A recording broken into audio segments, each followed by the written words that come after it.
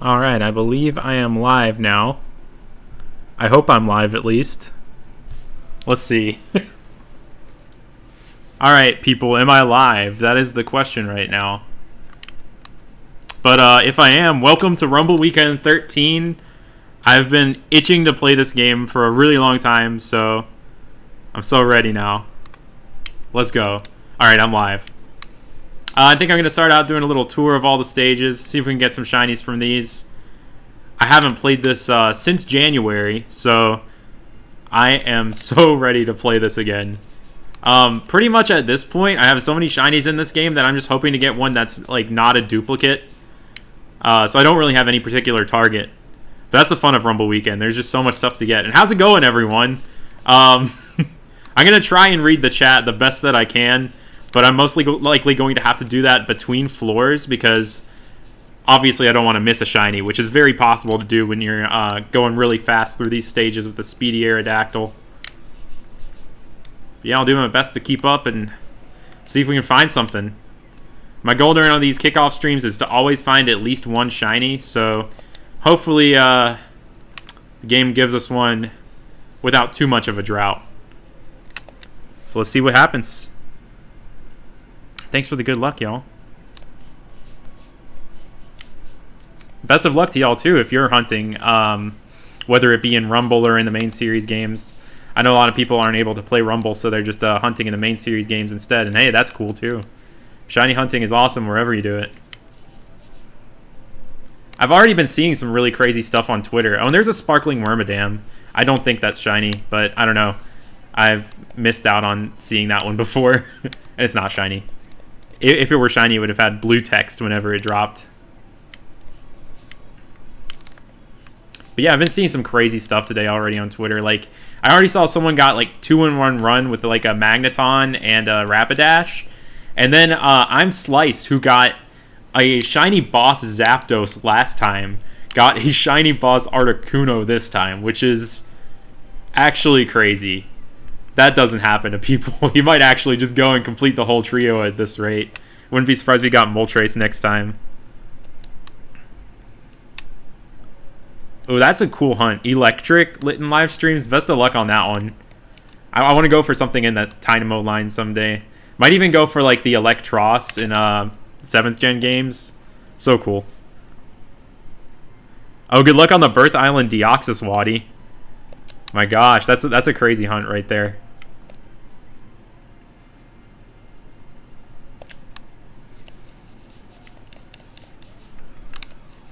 And now we're in Windy Prairie. Lots of flying and normal types appear here. The lighting is pretty terrible here. And there's like some weird red fog effect. So a lot of the Pokemon here are going to look shiny. But rest assured, most of them are definitely not. Like, especially when we get to the floor with Tangela and Tangrowth. Those are some of the most deceptive shinies in the game. Because, like, I mean, just regular Pokemon. Because, like, the blue legitimately looks green on this stage. But whenever you see, like, a shiny Tangrowth or Tangela, it's undeniable. It's so crazy. And there's a Sparkling Bidoof. In case you're not familiar with Rumble, Sparkling Pokemon are just guaranteed recruits. So not all Sparkling Pokemon are shinies, but all shinies are Sparkling. So if I find a shiny, it's a guaranteed recruit. So I don't have to. You don't have to sit on edge if I find one to see if I get it or not.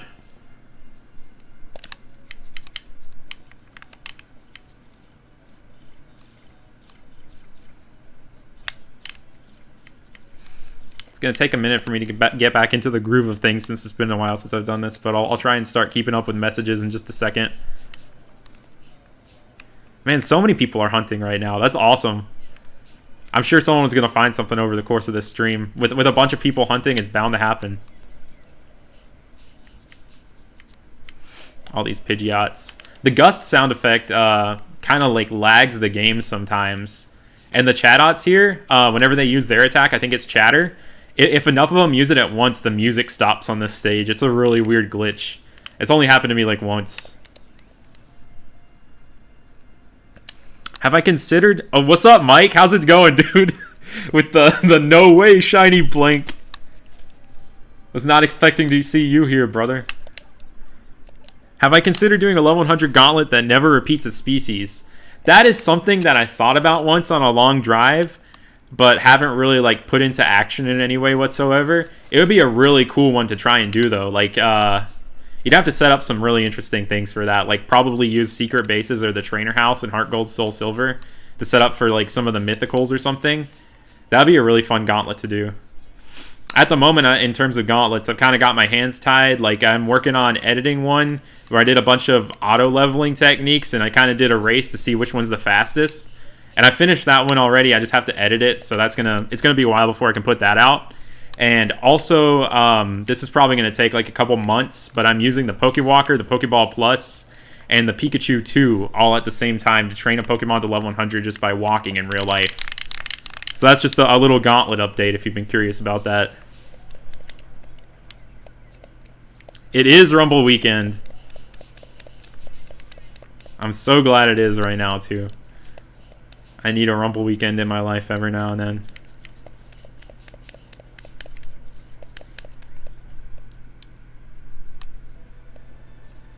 Oh, good luck, Hunt Hustle. That's a lot of soft resets right there. Hate to see it happen like that. Going over 10,000, going over double odds sometimes. It's just the nature of shinies.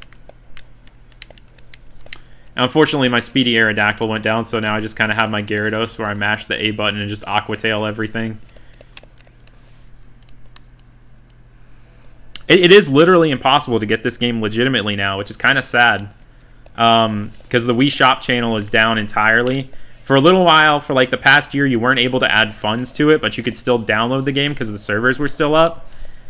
But this game has been pretty much like dead or unavailable for almost a year now. Unless you consider that thing where it just shut down like maybe a month or two ago. So, if you can find a way to play this game, do it. There are ways out there. I'm just not going to really officially talk about them here. I'm so glad to see so many people participating in this for the first time. Like, Rumble is so cool, and like, I can guarantee you that we're going to see some people find some really crazy stuff this weekend, and I just can't wait to see what everyone finds. Oh yeah, Karimi T. You were doing that really crazy thing with Absol and something with a fishing rod. I'm really excited to see what you got going there. I have a little idea of what it might be, and you're crazy if you're doing that. If you're doing what I think you're doing. So take your time. It's a grind, so it's going to take some time, but I really look forward to seeing what you end up doing with that. How are you doing, Super Mario 1020? I'm doing just fine. Got off pretty longish day at work, and now I'm just big chillin' playing Rumble all weekend long, so couldn't be happier. Getting into the groove of things right now, just going to every stage. Trying to keep up with the chat. Johnstone, you missed out on such a good Pokemon Wii game to buy. Like, this is the best one for sure. I haven't played any of the Pokepark games. I might need to do that someday. Those look pretty interesting. They're kind of like platformers sometimes. Like, I've seen like Pikachu is able to like jump and dash and stuff. And those games have gone up pretty significantly in price over the past few years too. I missed out on... This was like pretty much the only Pokemon Wii game. Actually, I have this Ranch and Battle Revolution, and that's it in terms of Pokemon Wii games.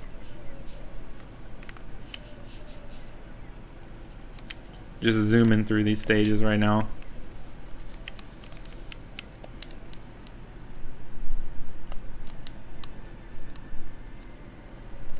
Yeah, like, no one actually knows what the real shiny odds are for this game yet, because there just hasn't been a thorough enough data mine that's actually, like, found anything of use for that.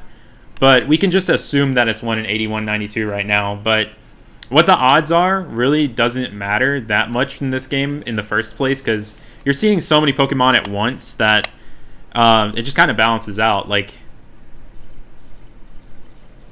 we're seeing at least 100 every single run that we do here. Like, I can't even, like, keep track of how many Pokemon we're seeing at once. Like, I don't count at all whenever I'm playing Rumble. And there's a Sparkling Squirtle. I'm not sure if it's shiny or not. and it's not. Its shell is brown. Those can kind of spook you sometimes. There are lots of subtle shinies in this game. Like, I've never been able to tell if a shiny Dugong has been actually shiny or not every single time I found one.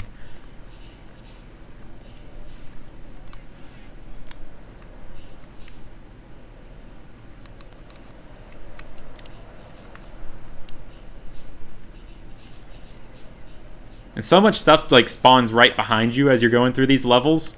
So I kind of have to just go back and look every now and then. I've almost definitely missed a shiny in this game before and never been aware of it, but that's fine.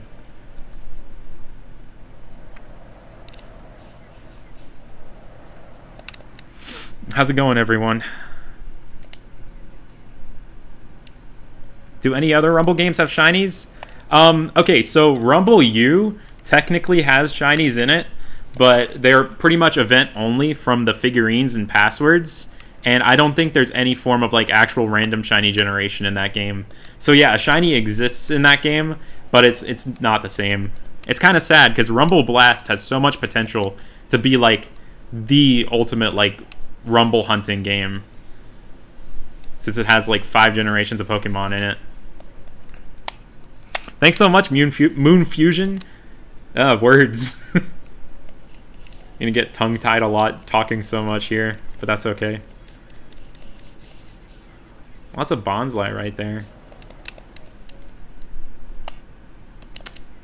I actually haven't played Rumble Blast yet. I've only seen footage of it, and I've listened to the soundtrack of it. It's got a pretty good soundtrack for a Rumble game.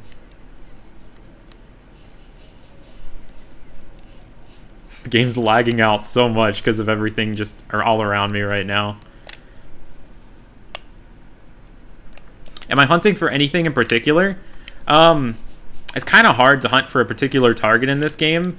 The way I enjoy playing it most is just looking around and seeing if I can find anything, and there is a shiny Muck at the top of the screen right there. That is sick. I don't think that's one that I have yet. That is super cool. Our first shiny of Rumble Weekend, and it's on our first run-through of these levels. A shiny Mighty Muck. That is awesome. I'm very satisfied with that one. So now I guess we got to go finish off the boss, and we can check this shiny out on the results screen.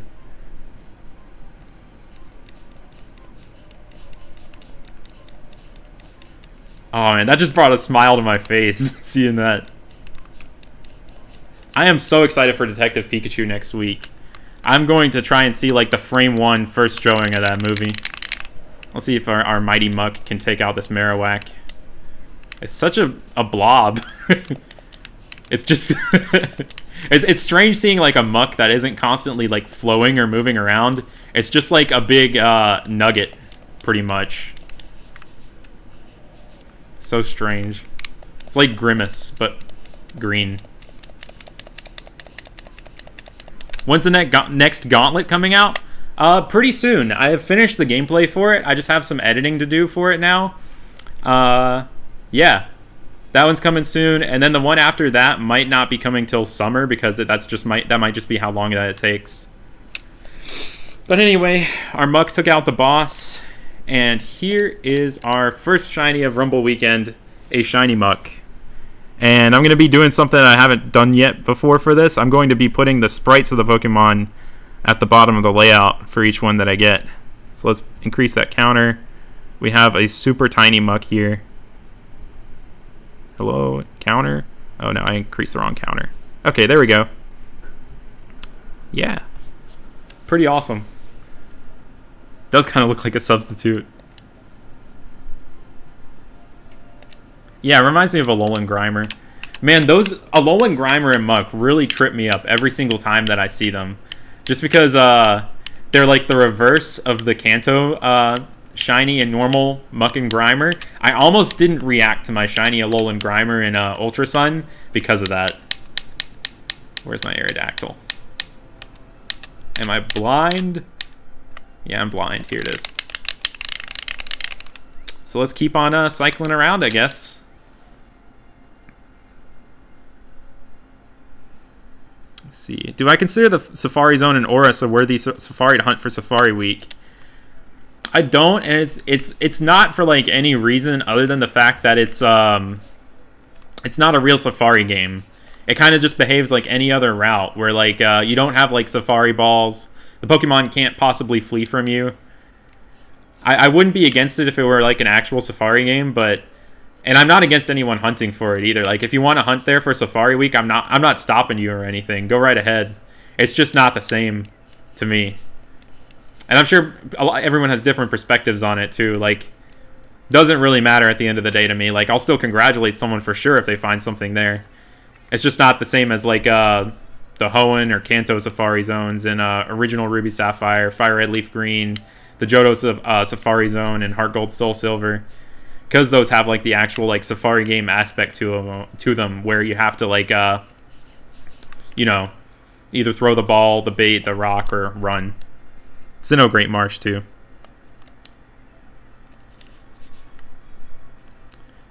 Yeah, it is kind of disappointing because like the selection of Pokemon there isn't even like as cool as it is in the original games. Like, there's still the really neat Giraffe Rig and stuff, but it just feels like watered down. Like in the original Hoenn Safari Zone, you can find stuff like Wild Xatu and Wobbuffet, Pikachu. I think you can still find Pikachu, but it's just not as great. And Oris. There's so many Kakuna here. The nice thing about the Metapod and Kakuna here is that they only ever use Harden, just like in the games. So like they can't harm you. You can just like chill right next to them as long as you want.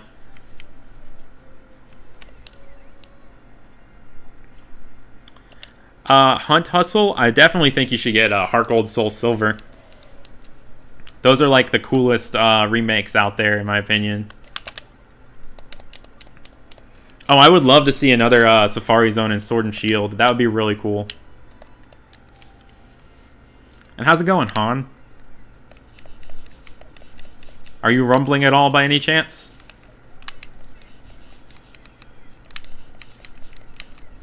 Good old Windy Prairie. Oh, so like, I think I know what you're doing now, Karimi T.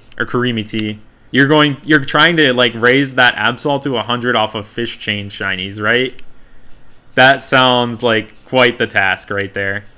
Because it's like holding the smoke ball so you can run from them and stuff. Best of luck if you try to do that. Because like those things aren't very high level, so that's going to take a little while. Let's see. It'd be really cool to see another Rumble. I was kind of disappointed in Rumble World just because like of the whole free-to-play aspect of it. But man, I'd totally be open for a new Rumble on the Switch. Even if it plays out the same way. I just want to see another Rumble with shinies, honestly. Like, if it's one of those games that's like free to play where you like still have to like wait a little while to play again, if they offer some sort of option where you can like purchase the full game or something like they kind of did with Rumble World, I'd be all about it. If they had shinies, that's all I want. It has been a little while since we've gotten a Rumble though. You're going to have a chain fail count? Oh, good luck with that. Yeah, every time I tried fish chaining, I would like mess up the timing just barely. Just like I would get slightly distracted by something and I'd press the button at the wrong time and it would just be like my heart would sink every single time.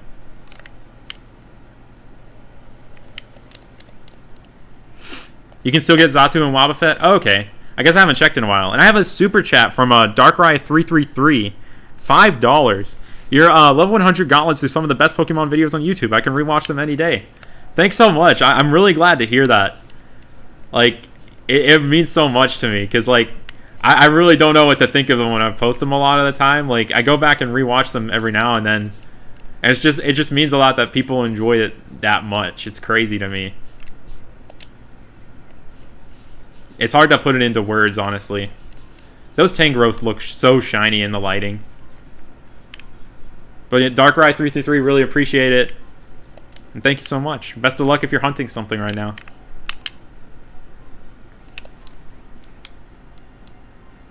An HD port for the Switch would be perfect too. Would be great to have this be available again. Does Pokemon Rumble World have shiny? It does not, unfortunately. The sparkling Pokemon mechanic is in that game and in Rumble Blast, but there are no actual like shinies that you can get.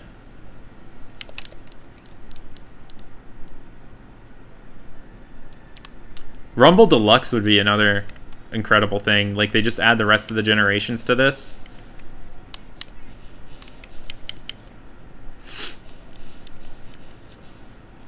Good old Rocky Cave. What's up, Kingar? How are you doing? This game came out the same year as Plants vs. Zombies. Yeah, and it came out like the same year as Platinum, too. This game is like 10 years old this year, and that is something that I'm still trying to process. I didn't get this game actually till like 2014, so like 5 years after it already released, but still blows my mind.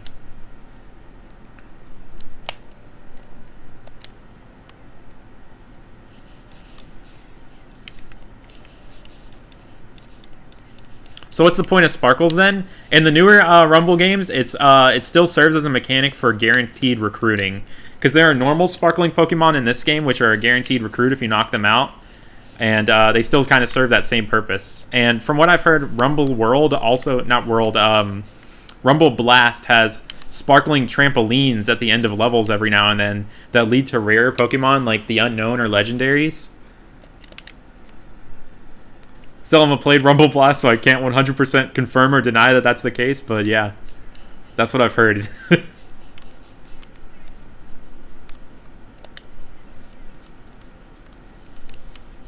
All these bros and bites. Oh, Platinum came out in 2008. Yeah, I think you're right. It probably came out in like early 2009 in America, if I remember correctly. I don't remember fully. Boss Garchomp is something that you always have to watch for really carefully because the shiny is just barely different. And a $1 super chat from Wolf Toro. Thank you so much.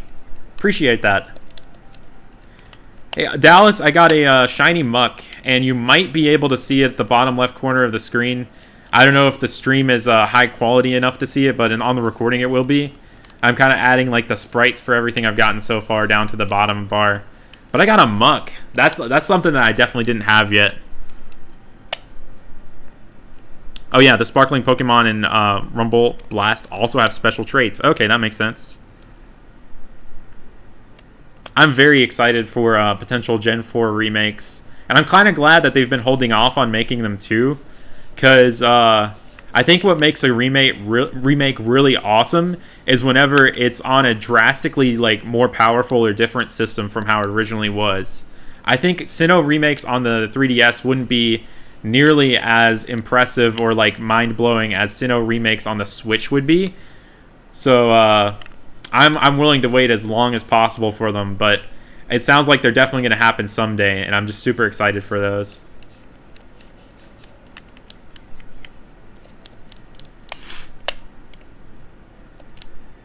Grookey, Scorbunny, or Sobble? That is a tough question. At the moment, I'm thinking Scorbunny, but I'm going to have to, like... Picking a starter is really tough for me. I kind of have to, like, see what their final forms are going to be. I'm going to have to, like, see what their shinies look like, maybe. See if I actually want to hunt for one before I start playing the game. It's going to be, like, a weird decision. At the end of the day, I got to catch them all, so I'm going to have all of the starters regardless, and I'll probably end up... playing through the game with each of them at some point, especially since the Switch can support multiple save files with profiles.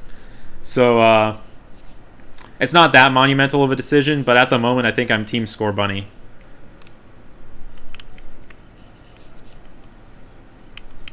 All three of the starters are really great, though. I really like their designs, and I think they can do some really cool stuff with the evolved forms. Charizard's like one of the most wanted things for me in this game, because I don't have one yet.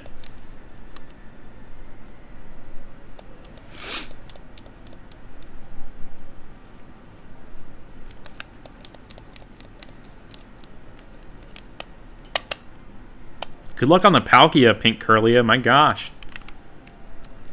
Yeah, I see the Sobble squad in the Grookey gang coming out of the woodwork right now. I respect y'all. I have no hard feelings for you.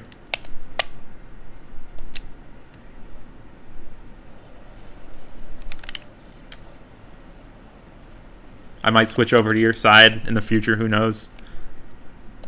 Do I just use the Aerodactyl to speed through the levels? Yes. This Aerodactyl has the speedy trait, meaning that it naturally moves faster.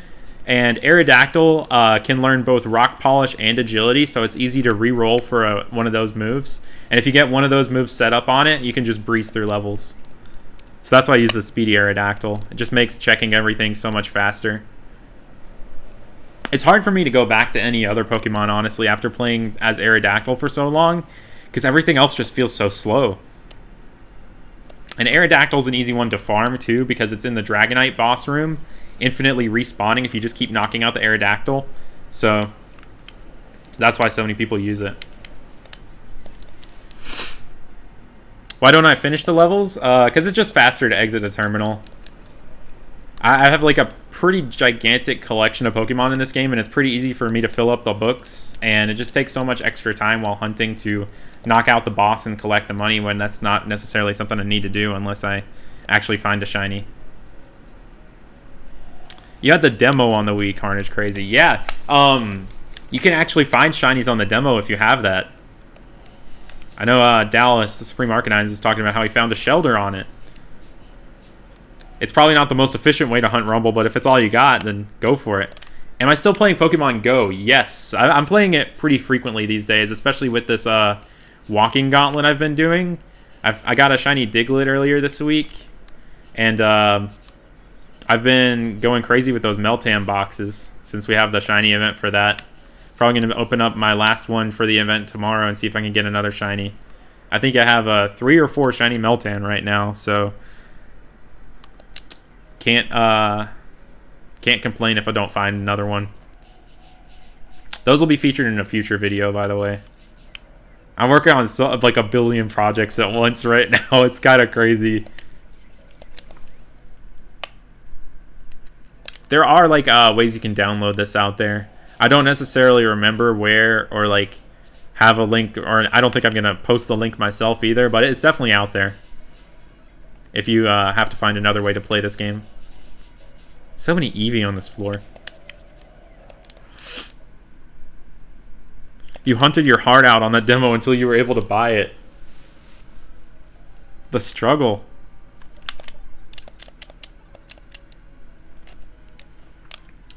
I remember back when I was like a kid, like getting Wii points was a struggle. I had to like I started like doing this one thing. Pepsi had a promotion one summer where they had special bottle caps promoting the game Rock Band. So I would like ride my bike up to the gas station with Mike, my brother, who might still be in the chat right now, and we would get Pepsis, and there would be codes on the bottom of the bottle cap that we'd be able to enter online. And normally on Xbox 360 and PS3, it would just like link directly to the song that you download in Rock Band. But on the Wii, they weren't able to do that with the Wii's technology, so it would just give you 200 Wii points. So I spent that whole summer just farming Wii points with those Rock Band bottle caps. It was great.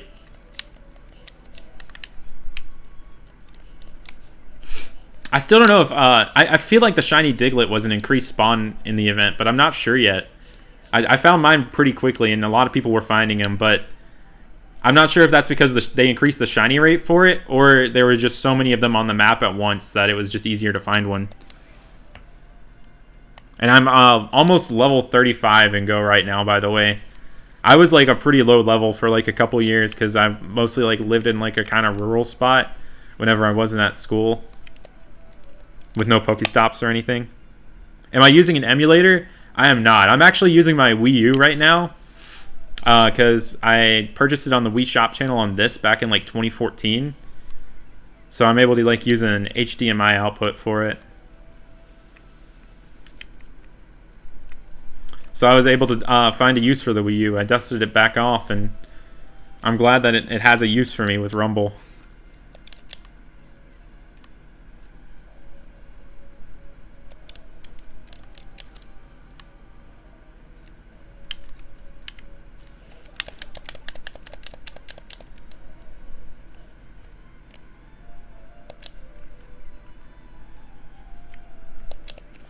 Oh yeah, there is a way to like take the file that you download and put it on an actual system, like Han was mentioning.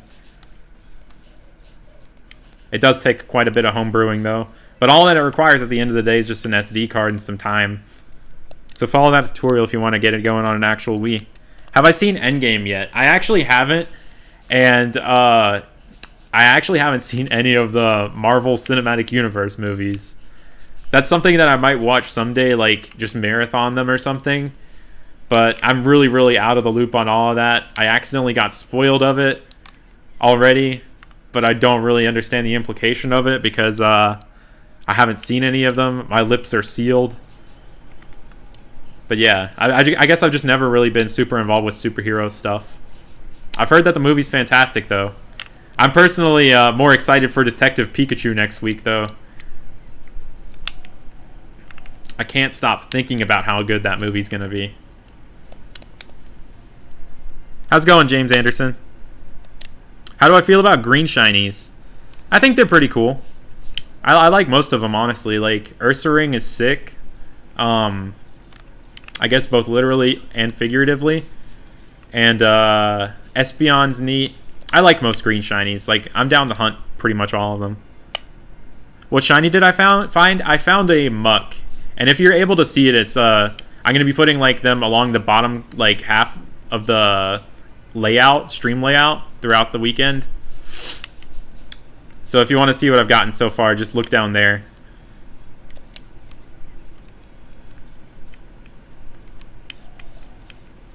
And Muck wasn't a duplicate for me, so right off the bat with something I didn't have, which is already pretty much a Rumble weekend made for me.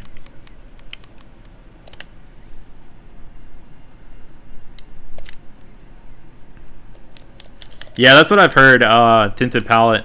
Like, if you're not following the Marvel movies, like, seeing Endgame won't have nearly as much of an impact. It would be like watching, like, the last episode of a series or something and expecting to get something out of it. Like, you won't have, like, the emotional ties to the characters or the events that happen or anything, so that's why I'm in no rush to see that movie.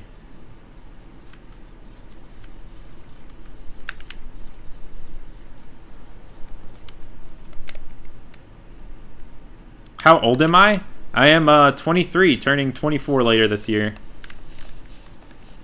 Yeehaw. Shiny Geodude. Let's go! Second shiny. Yeehaw.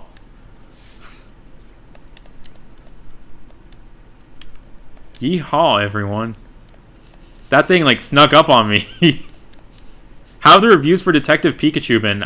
They've been pretty good so far. At least from Pokemon fans. I haven't like seen what official people's reviews are, but I heard Sarah B. Joe call it the movie that breaks the video game movie curse, which is not something to take lightly. So I'm very excited about it.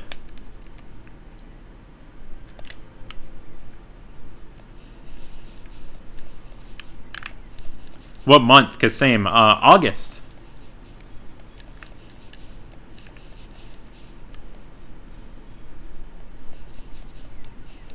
We're already out here with like 2 shinies within the first hour.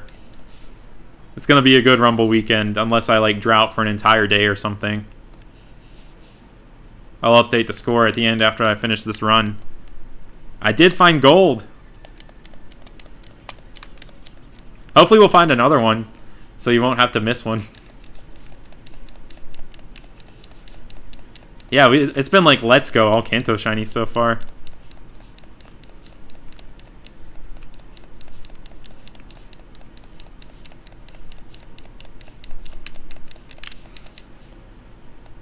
What a strategy. Just like circle the boss, hitting it with Iron Tail. Can't do anything about it. And a shiny Geodude. Very golden.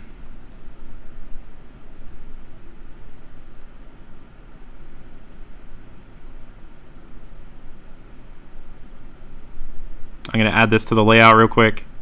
Then update the counter. Kind of microscopic. Might fix that later. But yeah. We're looking good right now with 2 shinies already. Do I smell what the shiny rock is cooking? I can't say that I really smell anything right now at all. Allergies have been kind of crazy this week. Rumble is treating me really well today, Jay. I've already found 2 shinies within the first hour, so can't complain. Good luck, Poltergeist. Yeah. I got really lucky on my first playthrough of Rumble. Within like the first hour of playing the game, I found a shiny Caterpie. And I was just so excited because shinies were in the game, and it all just started from there. I played the game like a maniac the entire summer of 2014. Do I have any custom firmware on any consoles? And what consoles do I have in general? I have like pretty much all Nintendo consoles. Like I don't have an NES, and I don't personally have a Super Nintendo like my family does, but I don't have N64 either, but I have everything after that Nintendo wise. And I do have like homebrew on my Wii. I have one 3DS that has some homebrew on it. And I've got some homebrew on my Wii U as well. Very hesitant to do anything with the Switch though, because of like how they've been cracking down on people with that. I'm hoping that someday there's some like sort of nice little way to get Smash Brothers mods going. Because I don't know, there's just so much character to like adding custom skins and musics to the games. Like I loved all of Nairo's mod packs for Smash 4. That's pretty much my driving force behind like modding my systems. Just playing like crazy, wacky Smash things. This is the Charmeleon floor. Like there's nothing but them here. I've invaded their territory. Can bosses be shiny? Yes. And it is absolutely insane to find one. I found 2 over the course of me playing Rumble all these years. And someone's already found a shiny boss this weekend. I'm Slice found a shiny Articuno. And it's absurd. Like, it's crazy finding a shiny boss. Because it's like, you have the same chance of finding a shiny boss as any other Pokemon. So, for your entire run to end in a shiny boss, it's just insane. Can you get shinies from the get-go in Rumble? Yeah, I found my shiny Caterpie in Silent Forest rank C. So you can find them really, really early in the game. I don't think you can find them the very first run in the game, since the Pokemon are all really set there. Like, you have a guaranteed recruit Pikachu and stuff that first, run. But after that run, I think it's fair game. You can find shinies at any point. I prefer looking for shinies now in the post-game, now that I have like a Speedy Aerodactyl on EX mode, where you can find pretty much any Pokemon in the levels, because it's just a little bit more exciting. Yeah, I don't know how I've already gotten 2 shinies. It's kind of crazy, honestly. Sparkling Seadra, I had to look at that for a second. Someone got a shiny boss Wartortle yesterday? That is sick. I'm going to have to go and find that. Electric Alex found 2 bosses this weekend. That is insane. That's like some extra crazy luck right there. I'm going to have to look at that too. That's one of my favorite things about Rumble Weekend. Just constantly like checking the hashtag and just seeing what people find. Have I gotten both galaxies and 100% of them? I've gotten 100% on the second Mario Galaxy. But on the first one, I didn't play through the whole like Luigi mode. Love those games though. That's like one of my all-time favorite video game soundtracks. Like the soundtrack can make me tear up on a good day. It's really, really, really good. Got nothing but fond memories of those games. And I am stunned right now. Those Ghastly and the Meowth, they're like brutal with the paralysis and the flinching. You just get ganged up on by them and can't do anything.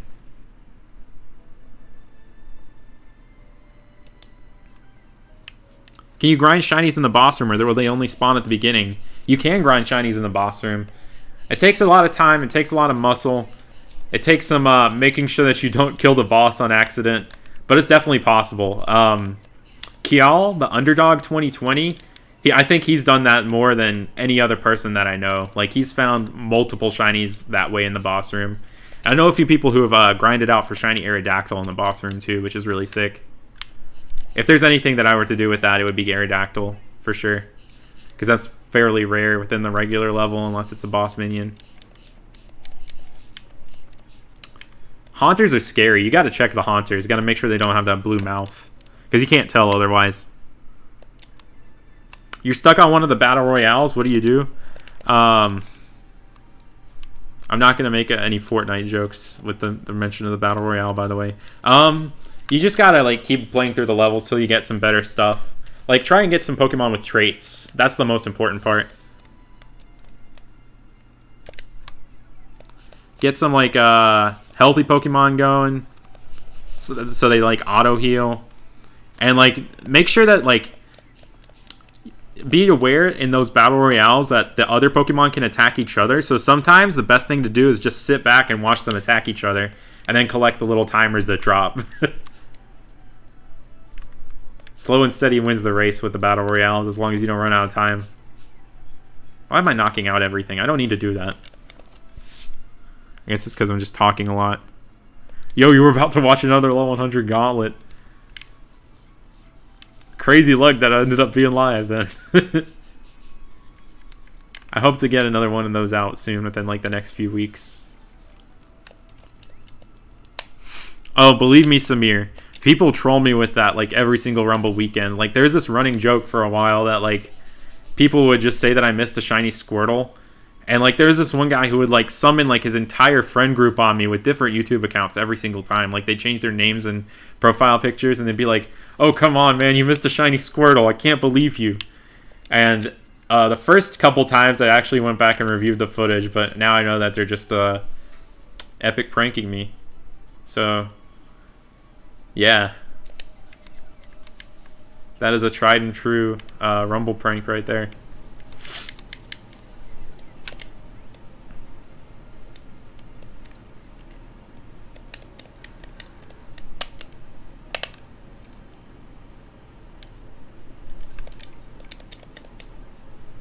What's up, Jamal? Or wait, you're probably not Jamal. That's like y'all's dad, right? But how's it going, man? I haven't played Kingdom Hearts myself, believe it or not. I have watched people play through entire Kingdom Hearts games. Like, I watched Eben Austin play it, but I didn't play through it myself. That's something that's on my to-do list for sure. Just the only reason I haven't like played through all the games myself is that I don't have a PS2. Or I don't have any like Sony systems at all, for that matter.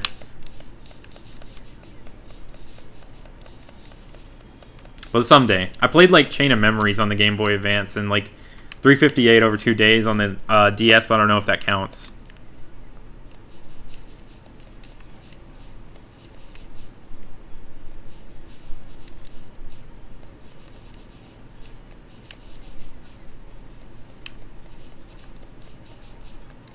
Oh, you saw the football level 100 gauntlet? That was a fun one. Did that like... That was one of the fastest ones too. Like, that was just over the course of a couple hours one night. The orange DSi. That's like one of my favorite systems I have. It's such a cool color. Only found out that existed by watching some of Alpha Zapdos' shiny videos, because he has one of those. What's the shiny chance? Probably 1 in 8192. No one really knows for sure in this game. Game's been around 10 years and no one knows the real shiny odds, but most likely 1 in 8192. There's just so many Pokemon on screen at once that like people find shinies really quickly. Yeah, I might consider that someday. Just emulating Kingdom Hearts games. That Rotom almost looked shiny just because it was surrounded in the red aura from like having low health. I also got to play Persona 5 someday. I've listened to that whole soundtrack so many times while at work, and I enjoy playing as Joker in Smash, and it just looks like a really cool style game. Just never touched it myself. I'm just too much of a Nintendo fanboy, I guess, to have other consoles. That's something I'd gotta do someday. I missed a shiny chicken noodle. It's a gray-green noodle. Darn. Yeah, Tangela is like one of the easiest things to like Shino on in this game, like see and think that it's shiny. But whenever there's an actual shiny Tangela, it stands out so much, you're like, I could have never missed this. But that Windy Prairie lighting and the fog effect, they really play tricks on you with like that.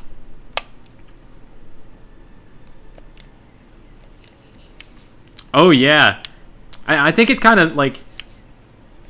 I don't know if this is like mean sounding or not, but like I'm kind of like upset that they like changed the Lake Trio from being like just super rare spawns to being like regular raid bosses now. Because I kind of like the idea of something being a super, super rare spawn and go. I guess they don't want it to be like super impossible for someone to catch them all. But I just love the idea of just something being so hard to find that like very few people will ever own it.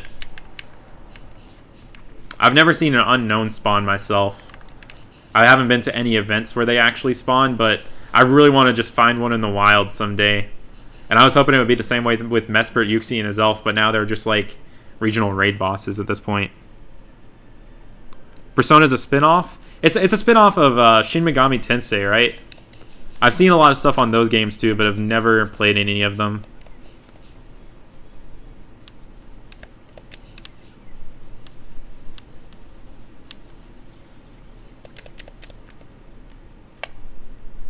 Let's go in Atomic Blaze 9. Good night, man. Thanks for stopping by.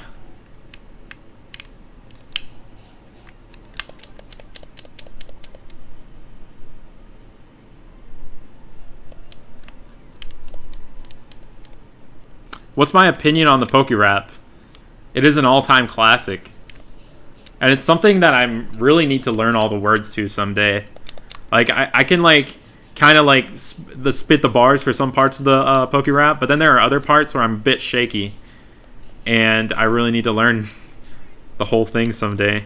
But, like, anytime that song starts playing, it can immediately make my day within, like, seconds. I also really like what they ended up doing with the 5th gen Pokemon, getting like that band, the presidents of the United States of America, to do like that whole Can't Stop Catching 'Em All song. That gets stuck in my head too. Aloma Mola is caring and sweet.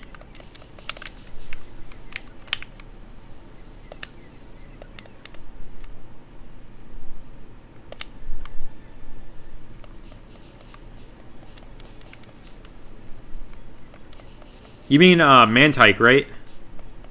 Because Mantine's not in this game. But yeah, that one's a pretty cool one to find. It's more noticeable than you think it would be. It's a really cool turquoise color. Am I doing Fiery Furnace 2 runs in a row? I don't know. I might be. Who's counting? Do I like Digimon? I loved watching the original Digimon back in the day. And the first Digimon movie is one of my favorite things to watch. I haven't seen like much past like the first 2 Digimon Adventures, but someday I might go back and watch them or something. But I was a big Digimon and Pokemon fan. Like, to me, they weren't competing series, because they're really not. That's just how people saw them in America at the time. But man, I was all about that stuff. I had like an old like Digimon device that was like a pedometer type thing, but I don't know where it is these days. And thank you, Pokefan. Sing the Pokerap? I would, but I just don't know all the words yet. I don't want to make a fool of myself by singing the words incorrectly. Maybe next Rumble Weekend stream, I'll have like learned it by then, and then I'll just hit the Pokerap at some point. How do I survive the grind? Patience. It's all acquired too. Like shiny hunting, it can be like annoying at first. But you start to kind of get into the groove of things, and it becomes a really relaxing activity. And once it reaches that point, it's just something you can do. I don't know. It's always calming to me more than anything. It doesn't really feel like a brutal grind or anything. Opinion on University Magikarp? What is University Magikarp? I do not follow.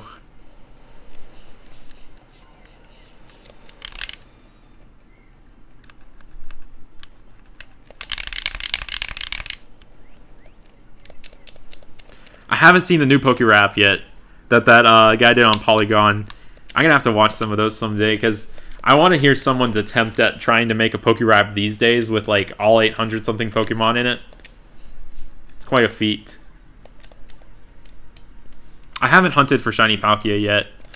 I kind of have an event one from like back in 2013, but I've never hunted for one myself. I've hardly done any 4th gen or 5th gen hunting, and I really need to fix that someday. I'm just too much of a 3rd gen fanboy, I guess. I'll never stop hunting 3rd gen, I think, until I get them all.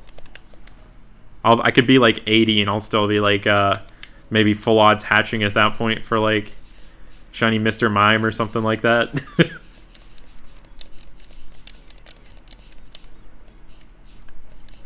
I remember a little bit of Digimon Tamers. Like I watched the first few episodes when it aired on TV back when I was a kid, but I fell off of it. Won't sing the Poke Rap? Fraud. Don't know about University Magikarp? Fraud. I'm sorry, I'm a fraud.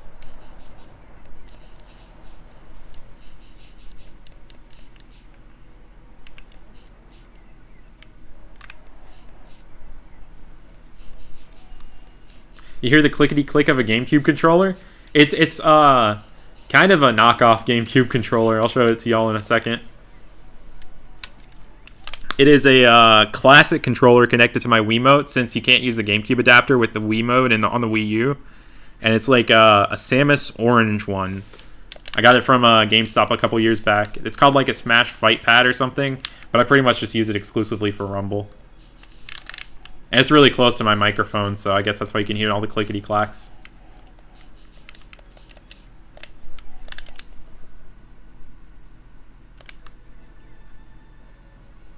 The loophole he used to skip 200? Oh, I gotta hear that soon. That's gonna be a must-listen at some point during the weekend. Your only shinies are the Geodude line except Golem. Those are pretty cool, though. Gold and brown. I don't remember if I had a Geodude before today yet. What are the odds for Rumble? Most likely 1 in 8192. No one really knows for sure. Maybe that'll change someday once we start like really looking more into the game, but yeah. Did I ever get the shiny Bayleaf in Coliseum? I haven't. And that's something that I still need to stream some of these days in the future. But I'm still going for it. I'm at like maybe 1,300 or 1,400 on it. It's a very slow hunt. But I'll be going back at it again soon. I haven't been able to use my GameCube for a little while, though, because of one of these gauntlets that I've been working on. But now that I've finished the gameplay for that, I can go back to streaming Bayleaf every now and then. Might even do that as early next week, maybe.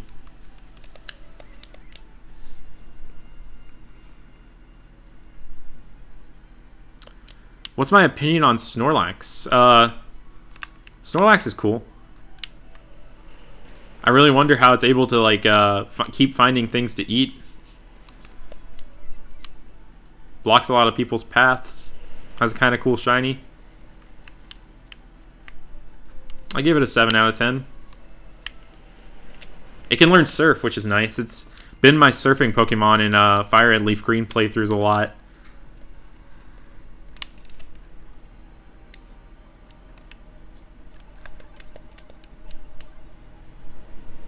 Doesn't know the odds for Rumble? Fraud. Oh my gosh. Have I played Magikarp Jump? Yes. I love that game. I play it every now and then, still to this day. I just keep forgetting to play it like every day, even though it gives me like push notifications and stuff. It's a nice little way to pass the time, though. We got nothing to do. It's quite the grind, though. Let's see. What's my favorite Pokemon? Really, really crazy. No one would have ever guessed this, but Absol. I'm kind of boring that way, like... Name of the channel, named after favorite Pokemon. Simple as that. What comes in second place, I'm not sure. Rockruff is definitely up there these days, though. I love Rockruff. Do I think there's going to be another Pokemon Rumble? After Rumble World, I'm not totally sure. But I can only hope that there will be. Would love to see them go back to this kind of formula for it. And have shinies again. They can make bank off of doing that.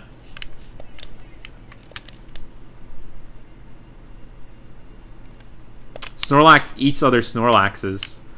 Now that's a theory right there.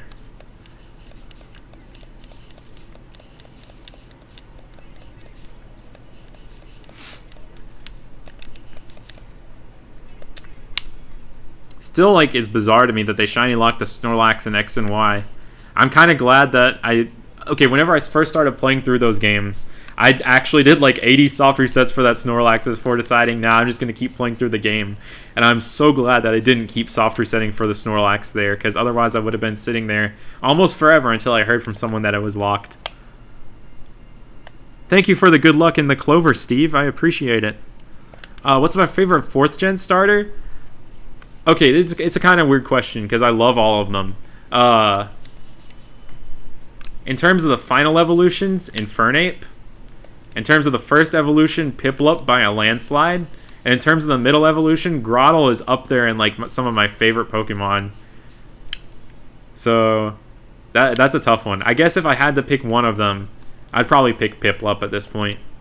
That's probably the next one I'd shiny hunt if I had to choose one to hunt in the future.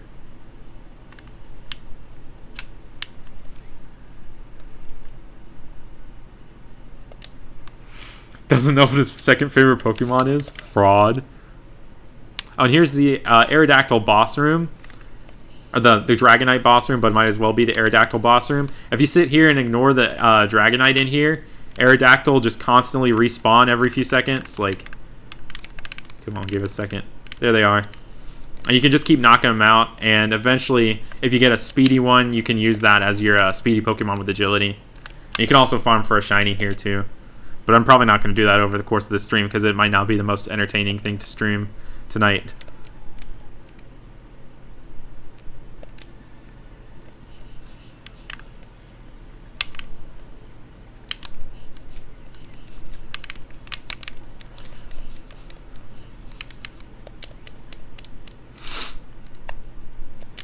Route 120 is really cool.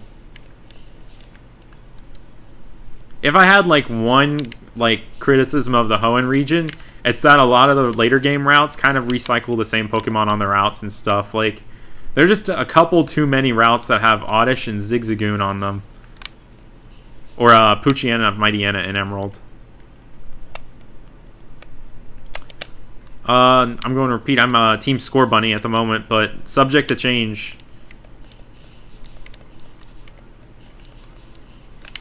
Oh no. Getting hit by Frostlass or anything that with like a slowing move in this game feels like you're trudging through molasses. It's so easy to get hit by things. Yeah, like, people are really just exposing me in every possible way as a fraud.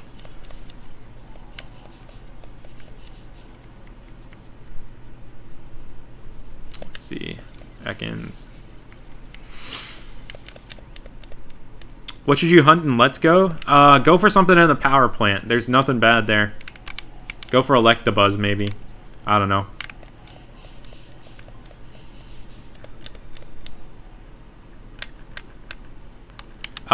There's no way to change the odds in this game, and as far as we're aware, they're 81-92, but no one's really certain yet with the odds in this game.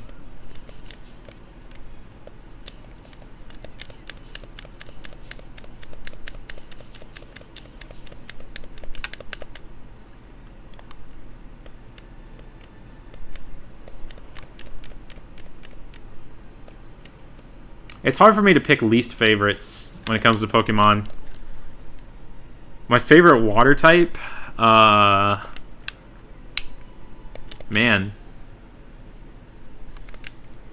Let's see here. Luminion's kind of up there in terms of water types. It's such a cool Pokemon. It's just sad that its stats and like moveset aren't really unique at all. And kind of bad. But I trained one of those things to 100 back in the day on Diamond. Its name was Henry.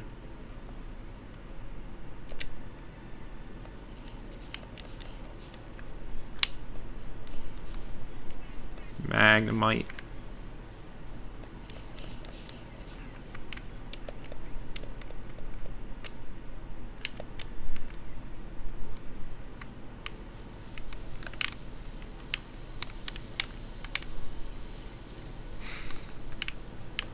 All those area of effect attacks are so scary in this game. They just like destroy Aerodactyl.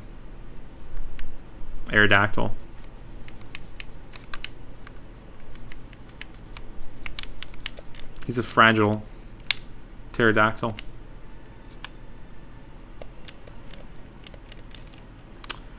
It's full odds, but people get like 20 shinies in a weekend. It sounds suspect, but you have to realize how many shinies people are not shinies. How many Pokemon people are seeing at once per run? Like we're knocking out hundreds of encounters in mere minutes. Like it's faster than like any other like currently existing method in any game.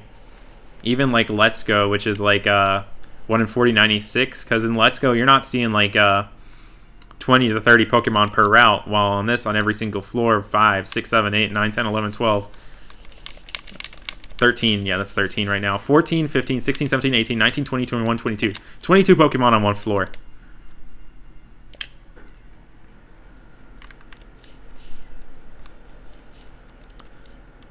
The one Rumble weekend where I don't have Skype open, fraud.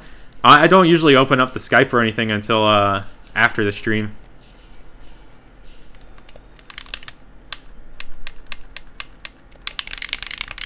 Usually during the stream, it's just me chatting, because otherwise it might get chaotic if I'm in a Skype call while also streaming at the same time.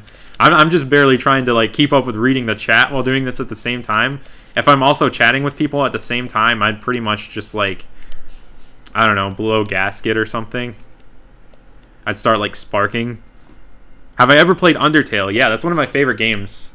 Yeah, really good series.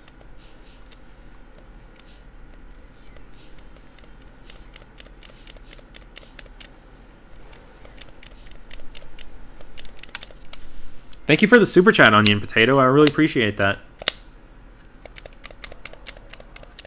$1 from Onion Potato.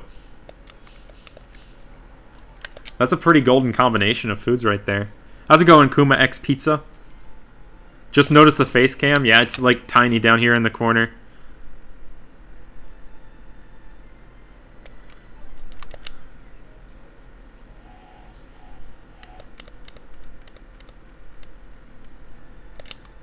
Like Undertale redeemed.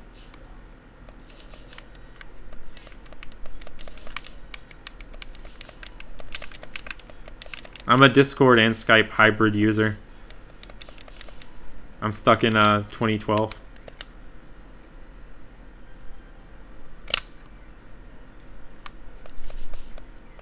I wish Mystery Dungeon had shinies. That'd be a dream right there. I've been replaying through Red Rescue Team and Explorers of Sky every now and then, thinking about potential Gauntlet things to do with them. Am I excited for the Sonic movie? I don't know. I saw like the trailer for it, and I wasn't too excited about it, honestly. I might go see it just for the sake of seeing it, but it just wasn't doing it for me watching the trailer for it. I saw that they're going to redesign Sonic or something, which kind of sounds like scary. I hope they don't end up rushing the movie or anything, unless this is some sort of like super elaborate bait and switch marketing tactic where they knew that the design would cause an outrage and they're changing it afterwards and like making a totally different movie or something, which would be really funny at that point. But at this point, like the only really redeeming thing that I see about the Sonic movie that I would really want to see is Jim Carrey as Eggman or Robotnik.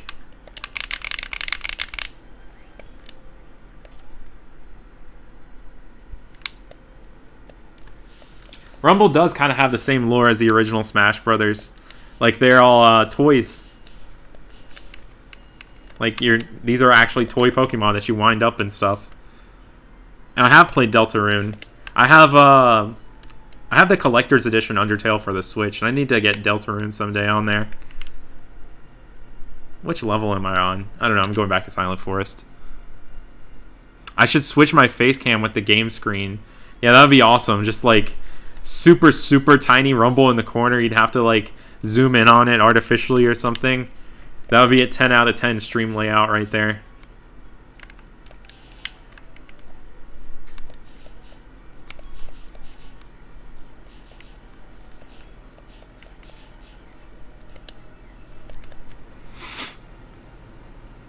Oh yeah, the Japanese WiiWare exclusives Mystery Dungeons do have shinies in them.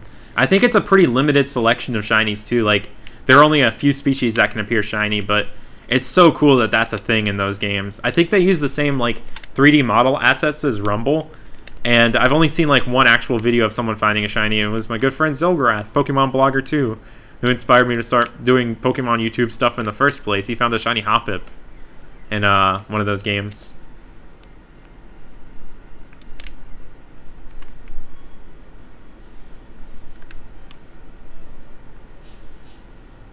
It'd be cool if a fan translation existed for those games out there. But just like Rumble, it seems so hard to like actually like modify WiiWare games in particular, just because of the way their file structures are compared to like standard Wii games and stuff. And there's not much of a modding scene at all for like WiiWare games either, because they're not necessarily the most popular games out there.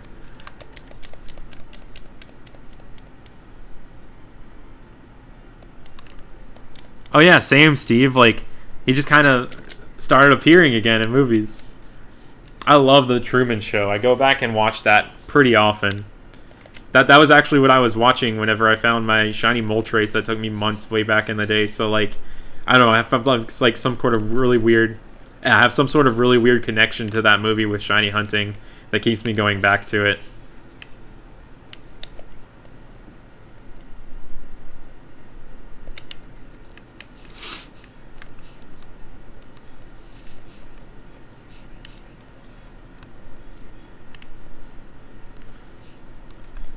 Shiny Charon would be so cool to get in this game.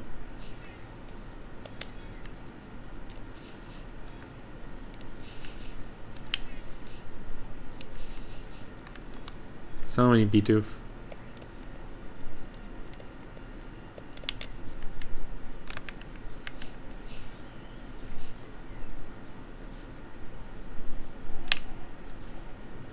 Thought that Togekiss was sparkling for a second. I'd flip if I found one of those.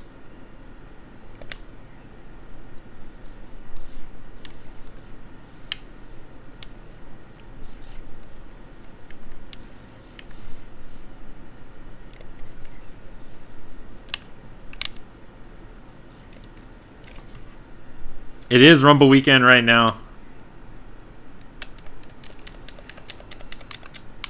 And it is glorious. I'm so glad that it's a thing now.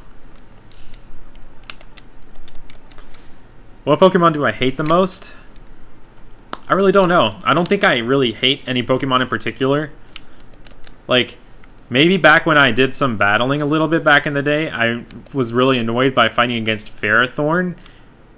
But I don't necessarily hate the Pokemon. I really like its design and stuff. That might be the closest thing to a Pokemon that I have some sort of, like, negative feelings towards, though. And in terms of Rumble Shinies, which one I dislike most? I guess like it's anything that I can't really notice. Like Bellsprout in particular, because it's a hard to notice shiny within Windy Prairie. So it's really hard to find in the first place. You have to pretty much knock out every single Bellsprout you find in order to make sure that you don't like accidentally KO a shiny. I mean, skip a shiny. You actually want to KO the shinies in this game. What's up? Talked about the DSi color not so long ago. Good old orange. I think it has an official name, like some sort of like burnt orange or something. But I don't remember. I got mine used, so I don't have like the original box or anything anyway. Had some weird flip notes on it. Is there a settled date for Safari Week at this point? I have a poll going on Twitter right now. Haven't fully settled on the date right now. There are two that are really relatively close together. And currently the first option is winning in the poll. But I've heard more people in the replies talking about how they can't participate in the first than people saying that they can't participate in the second. I might have to run a second poll or something just to like see what day works best. Because sometimes whenever I run those polls, I feel like people gravitate towards the first option just because it's the first option. So I might like have to like settle between those first two and see what ends up happening at the end of the day.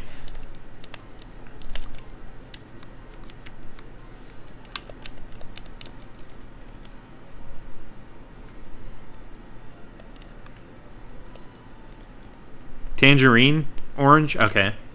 Yeah, that makes sense.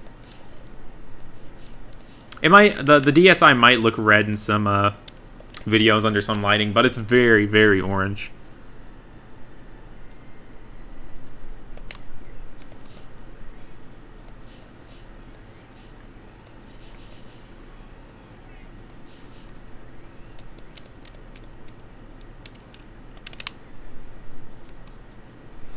Sparkling Charmander.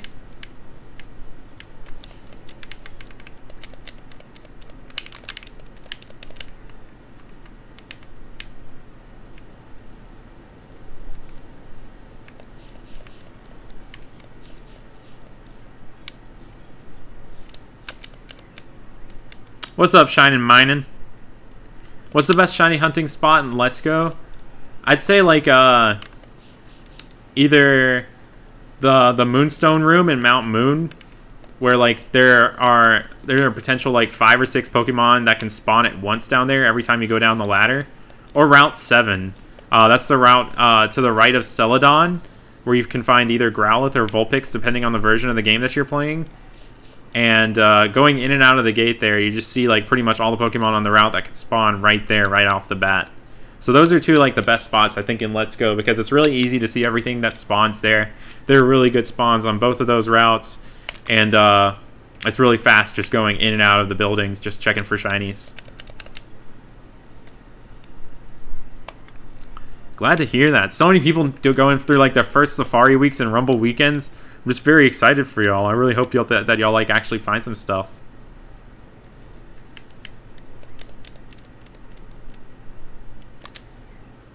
Oh, that's where you found your Geodude? Nice.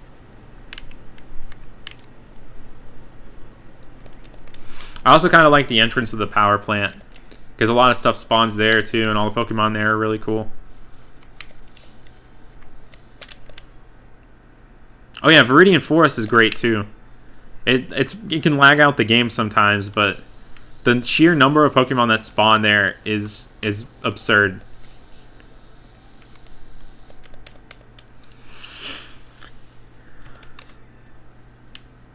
Good luck on the Rowlet. Are you soft resetting for it, or are you like hatching eggs? Best of luck to you. Not an easy hunt.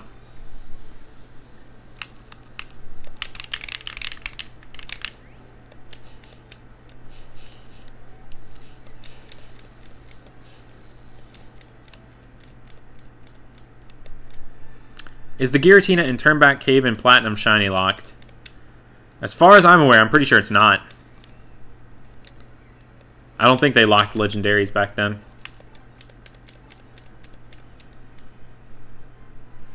How's it going, Phantom Lord Giratina? Sounds like a GameCube controller. I wish it was. My GameCube adapter for Smash doesn't work on the Wii U with this Rumble, so I'm using like kind of a sort of GameCube controller. I'm using this classic controller called a Smash Pad that I got from GameStop that connects like a classic controller to the Wiimote. It's the closest thing to playing Rumble with the GameCube controller you can get on the Wii U without like going really crazy with the homebrew. I'm not sure if anyone's like made any advancements yet, but back whenever I first started looking into this, there was no way to get that adapter working with Rumble or regular Wii games.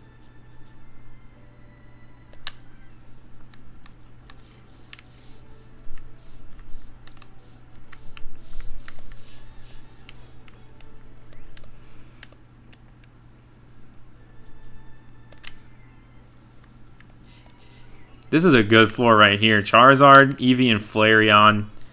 Be over the moon if I got any of those, even though I already have a couple Eevee.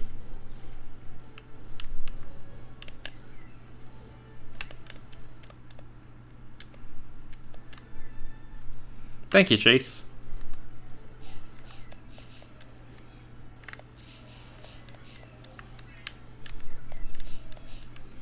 I really want to get a shiny Infernape too. I heard it doesn't stand out too much. I'll have to see it for myself, really.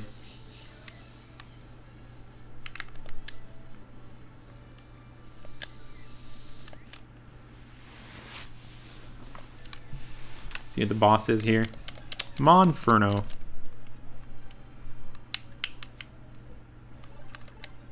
Who are the special targets for this Rumble weekend? I mean, I actually haven't done the bounty system in a really, really long time. I've kind of fallen off from doing that. I might bring it back sometime soon, though. In terms of my personal targets, I'm really just going for anything that I don't already have. A shiny is a shiny in this game to me.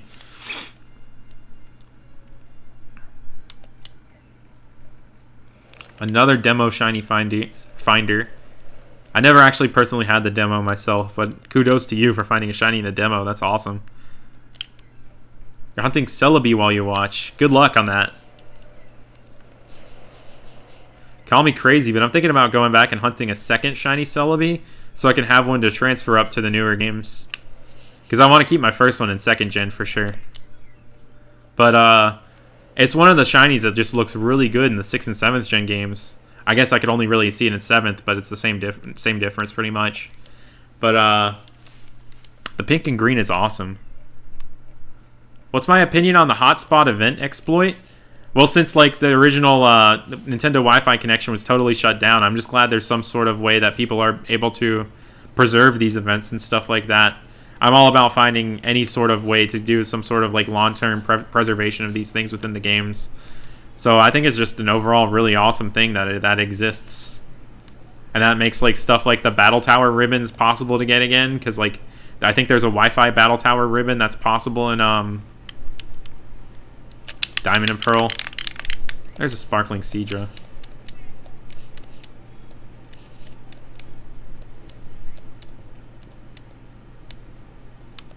Are shinies guaranteed catch in Rumble? Thankfully, yes they are. Any Pokemon that's sparkling is a guaranteed catch. And of course, all shinies are sparkling.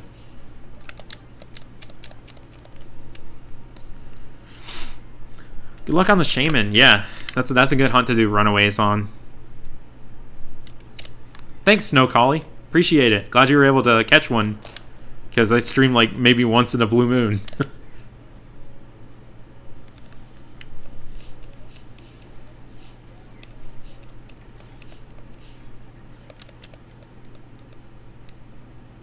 Have I ever considered doing a walkthrough with certain rules? I did a couple of those back in the day. Like I did a couple random team challenges. Like I played through challenge mode on white team with like a randomly generated team, and not a randomizer, but like I just hatched 6 different eggs for like that I chose from like random Pokemon, and I did the same on Fire Red and Leaf Green later. I don't know if I'm gonna do any of those in the future though, because I've just got like so many like gauntlets and shiny hunts to do. But I'm still open to the idea of it. I've never done a Nuzlocke or anything before. But I don't know, standard like walkthrough style, like Let's Play type videos, I don't know, they're just not something that I'm super interested in making these days. Oh yeah, I think you should definitely keep going if you've been going out that hunt for months. I'm one of those people that once I get so deep into a shiny hunt, there's no stopping me till I get it.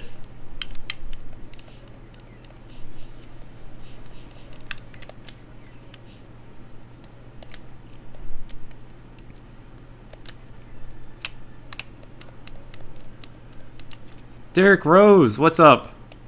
Rumble is pretty fun. It's like a really good mindless button pressing game. You get to see a lot of Pokemon at once. Almost like the whole like Dynasty Warriors or Warriors effect. I've never actually played Dynasty Warriors, only Hyrule Warriors, but it's a fun game. And shiny hunting in it is like really fast paced and exciting. You get to just see so many freaking Pokemon at once.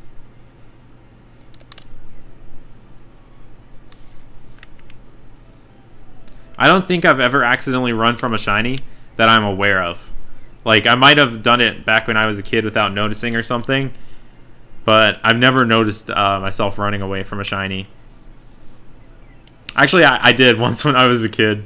I ran from a shiny Flaffy or turned off my game. Same difference, because I thought it was a glitch, so I just turned off my game without saving after I saw it.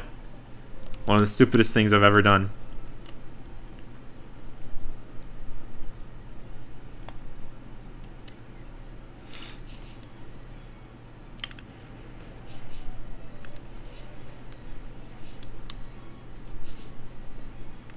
I've had multiple like discussions with people in the comments about that orange DSi.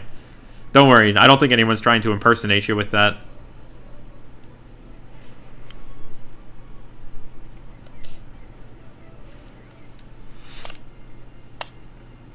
As far as we know, Kai, that they're 1 in 8192. Not fully certain yet. If anyone out there is like an expert at looking into WiiWare games scripts and could confirm or deny that it's 181.92, that would be really great. But at the moment, I don't think anyone has really figured that out for this game.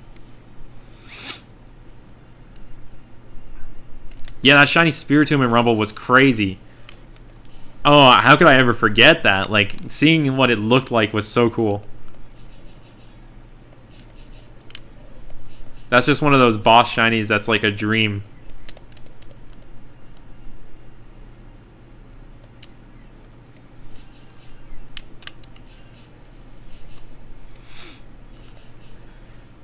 Windy Prairie, man. So many Pokemon.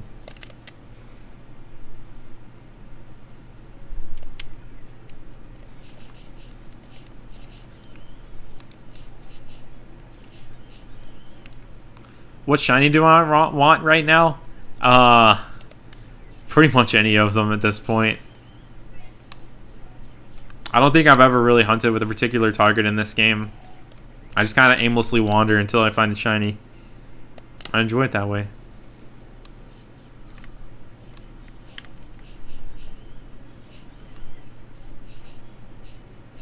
I see we have some Old Town Road going in the chat right now. I'm not going to stop it. The song is addicting. Oh, Sparkling Rotom. That would have been so cool to be shiny. I'm going to knock it out anyway.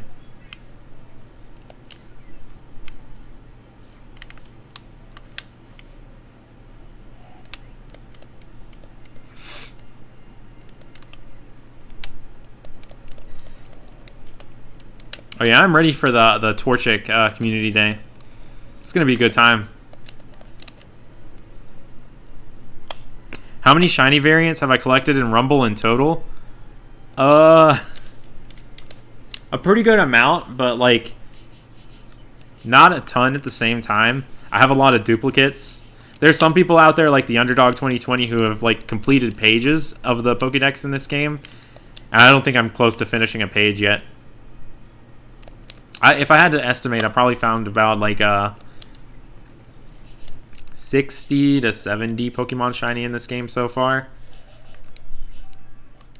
Maybe 60 to 70 unique Pokemon, but in terms of overall Pokemon, probably over 100.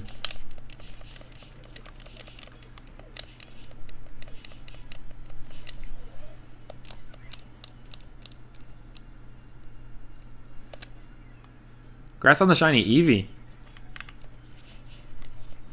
It's always a great one to get.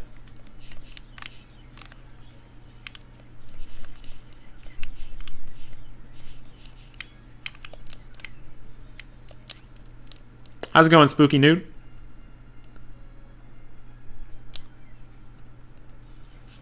Why is it lagging so much? I'm not sure. It might be my connection. It might be your connection. It's been so long since I've streamed that I'm honestly not sure. If it's lagging, let me know though. If it gets too laggy, I might have to end the stream early, unfortunately. But don't worry about the quality of the stream if it's looking low quality for you, because any shinies that I find will be going full quality. I'm recording this at the same time locally, and the compilation at the end of the weekend.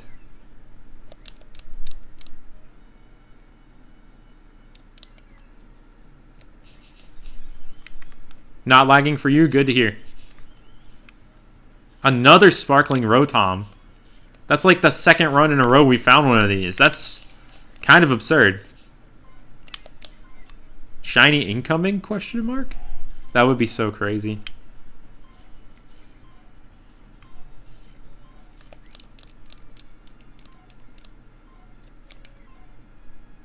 Yeah, I'm just dropping frames time to time.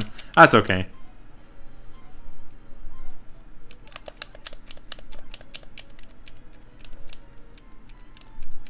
How many shinies overall am I hoping for this weekend?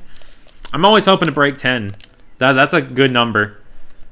Obviously, I want to aim higher than that, but absolute baseline, 10 shinies. That's the goal. How often are Rumble weekends? I try and make it happen at least like 3 or 4 times a year. Had one, last one was back in January, so it's been a little bit. Hope to do another one sometime this summer.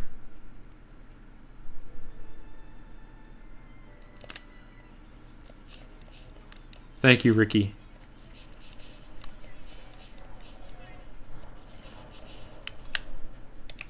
Let's see.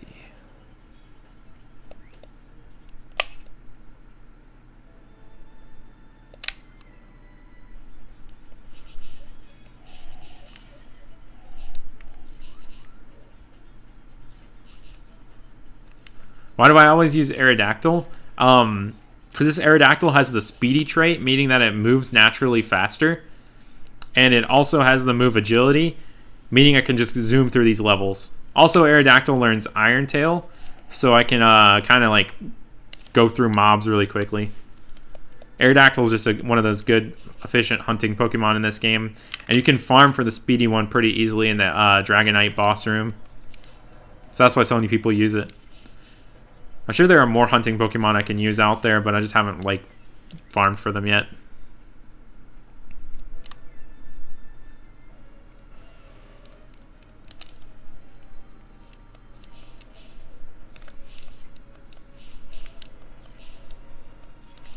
Oh yeah, I'm stoked for Safari Week. Have you missed any recent shinies? I've found 2 so far over the course of this stream, but the last one was probably about an hour ago.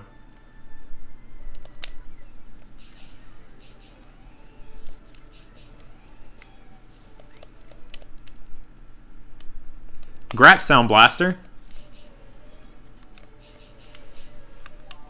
You found 4 so far. That's pretty darn good.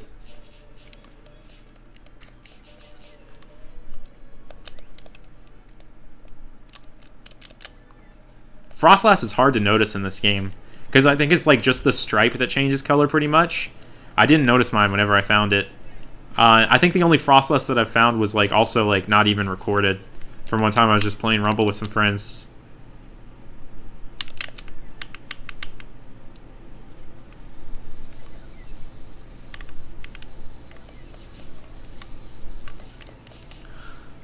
This room is chaos. I want to check these Infernapes in the corner without dying. Okay. We made it. Congrats, Lugia Gamer.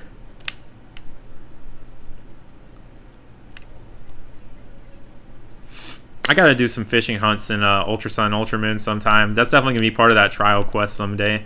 I kind of want to go for Delmise and Bruxish. When is Safari Week? The date for Safari Week's different every year, but it's the same for everyone. If you can't participate, though, feel free to do your own like week of hunting Safari if you really, really want to hunt Safari or something. Hunt it whenever you want. But the established date for Safari Week, currently I have a Twitter poll going. It's looking like there are 2 dates that are really close right now. I might end up having to make a runoff poll to see which one wins between the 2 of those. But yeah, it's looking like it's going to either be like one of the first weeks of June or like one of the middle weeks of June. Thanks so much, 5 Manager. I'm glad to hear that. As someone who does not stream very often.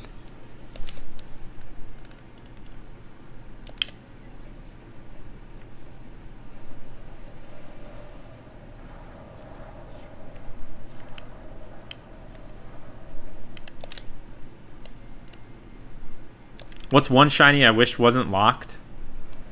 Oh. Hold up. That's a tough one.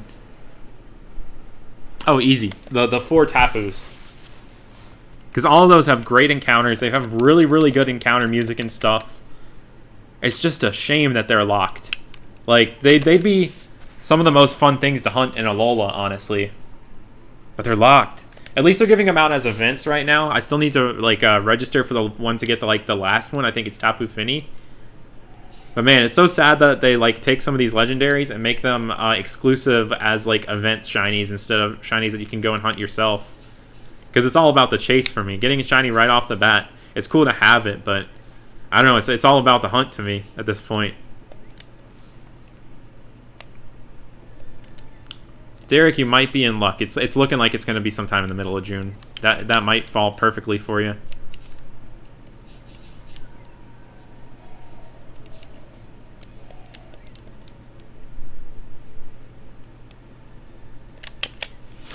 It's yeah, like it's so weird thinking about people whose first games were like Sun and Moon or X and Y.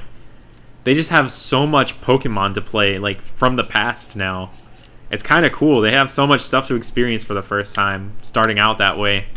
Like, just imagine being a little kid who gets a 3DS and like one of the first Pokemon games, and then after playing through it, discovering that you have like at least 10 more games to play through. It's awesome.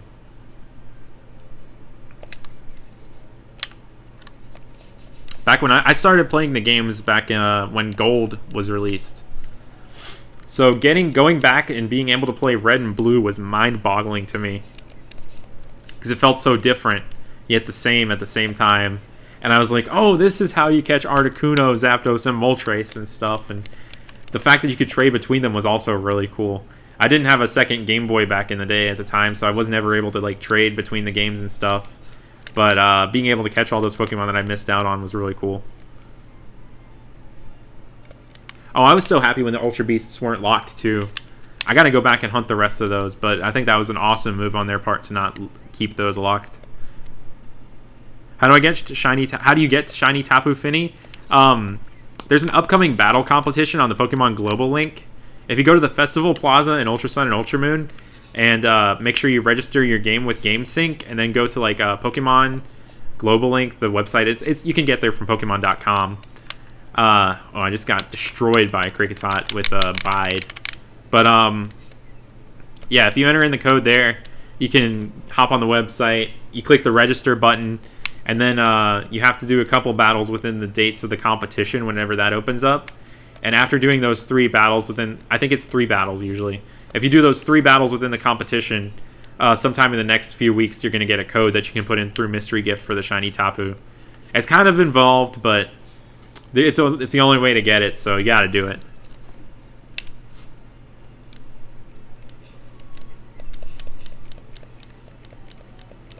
Oh, your entire life has been a Pokemon waiting game starting with Red and Blue. Like, I was watching the anime from the beginning. Like, whenever it first started airing, like, there was some news article about the Pokemon Buzz, and it was on TV, so I watched it for the first time. But I didn't know there were video games for it until, like, I was in first grade, and some kid was playing it on the playground, and I started watching him play it, and eventually got a Game Boy myself for it. Back in those days, the only console I had was a Super Nintendo, and I always wanted a Pokemon game for the Super Nintendo, and then a few years later, I found out that that was actually possible through the Super Game Boy, which was really cool, too.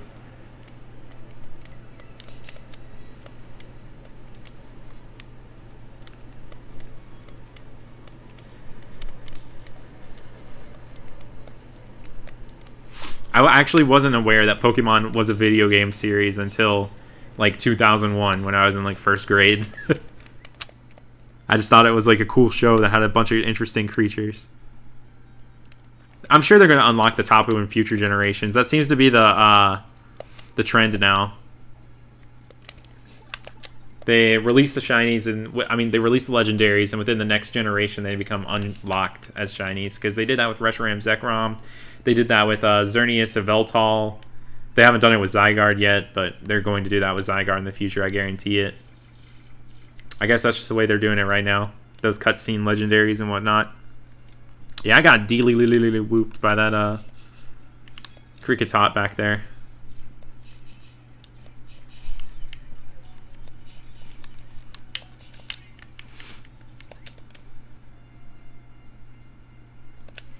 Thanks, Gaming with GeForce. Yeah, YouTube's like back in January they started recommending those videos like crazy, and it's been overwhelming since then. Just trying to read the comments and stuff, and it's still a reality that hasn't sunk in yet that those are getting crazy views. It's wild. Still don't believe it to this day.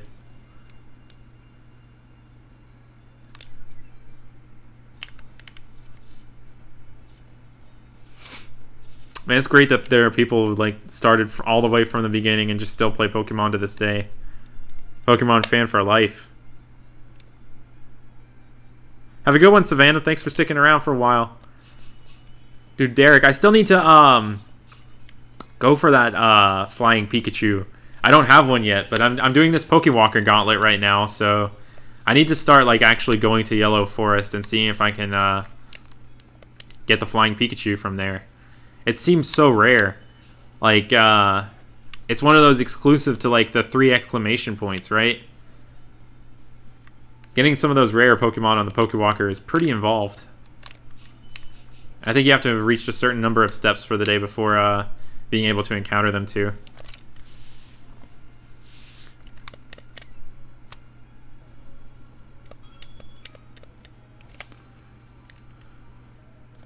Oh yeah, gradually figuring out that there were Pokemon cards and Pokemon video games and stuff. It was like a 10 out of 10 marketing scheme for like 5-year-old me. There's just so much Pokemon stuff out there. I was hooked from day one. Sup, Brendan? I've gotten Muck and Geodude. You can see microscopic sprites of them at the bottom of the screen if you squint enough. I'm going to adjust the sizes of those later, probably when I start doing the recordings for this, so they're more visible. But throughout the weekend, I'm going to be adding the sprites for everything that I find down there. Is it possible to get a shiny through the Pokewalker? It is not, actually. They do have a locking mechanism in place for it. And actually, there's one nature that you can't get from the Pokewalker at all for some reason. There's a certain way the PID is set, and I think it's like either quirky or... that there's one nature out there for that for some reason cannot be randomly generated by the Pokewalker. It's a strange quirk to all of it. It'd be really cool if you could get shinies from it, though. I would 100% try a Pokewalker hunt. That would be one of the most hardcore shiny hunts out there. And there are cool things you can get from it, too. Like, there was Wild Feebas. I'm pretty sure there's one with Wild Spiritomb. There's one with Wild Torchic and stuff. Oh, yeah, Muck is super cool. I think it was my first Muck. It was an awesome way to start things off. It was within the first 6 runs, too. It was my first run of Eternal Tower of the day.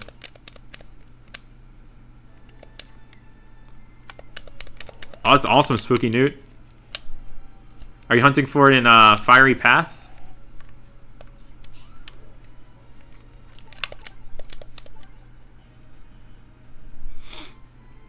Is there anything unique you can get in the Pokewalker? I'd say the most unique thing is what Derek was talking about earlier. There's a Yellow Forest course, which was a Wi-Fi event, and I guess you can get it now through the DNS exploit. But on that course, there's nothing but Pikachu, and you can obtain the Surfing Pikachu, and on extremely rare occasions, you can get a Flying Pikachu, which is probably one of the coolest Pikachu out there you can get. I consider that to be the most unique thing you can get on the Pokewalker.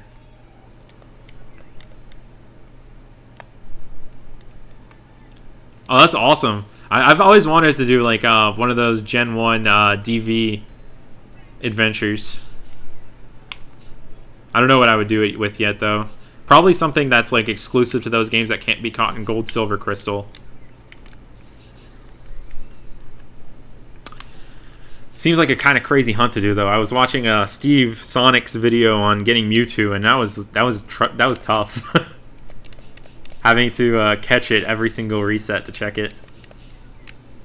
Probably like start off with a gift Pokemon or something like that, because that seems a little bit easier. Like the fossils. Because I don't think you can catch the fossils or obtain them in any way in Crystal. Aside from trading from Red, Blue, Yellow.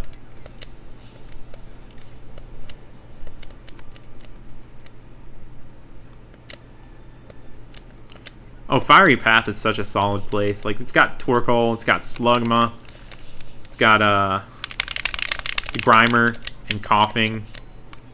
All fantastic shinies.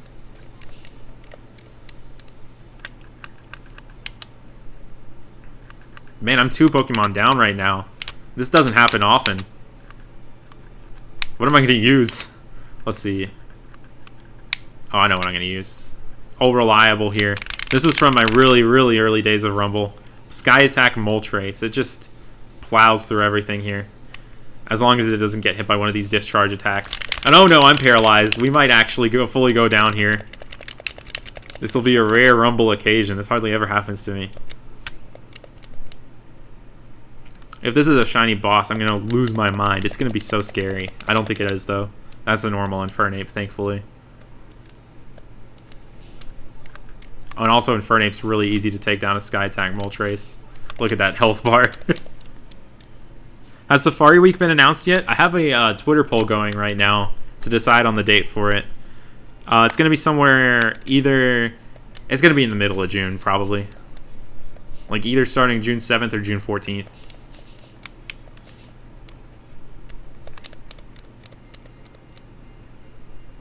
Cinnabar Glitch, Infinite Master Ball.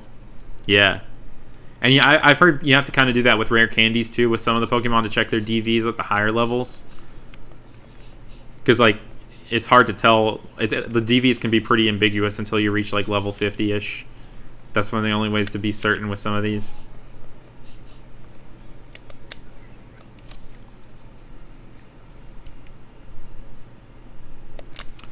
Oh, I didn't think about that. The Pokédex text. That's a good call. I'm sure that takes up a lot of time in those Gen 1 games.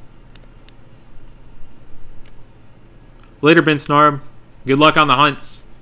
I know you've found some pretty crazy stuff before in Rumble.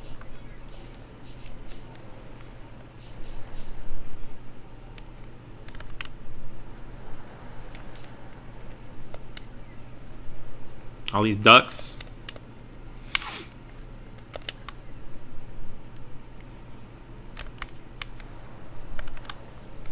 Best of luck, Shiny, bruh. Hope it comes soon for you. Oh no. I'm mashing the B button right now to use Iron Tail, but I am caught in that Sand Tomb right now. There is nothing I could do there. I was like crazy mashing too.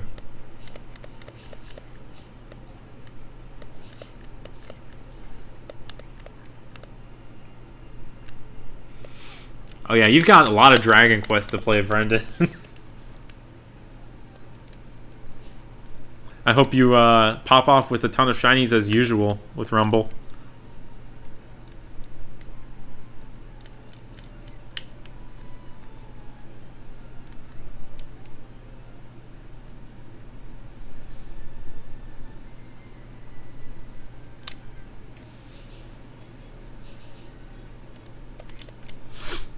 I'm so ready for Dragon Quest XI on the Switch. That's going to be awesome. Thank you, Robot. I like your name.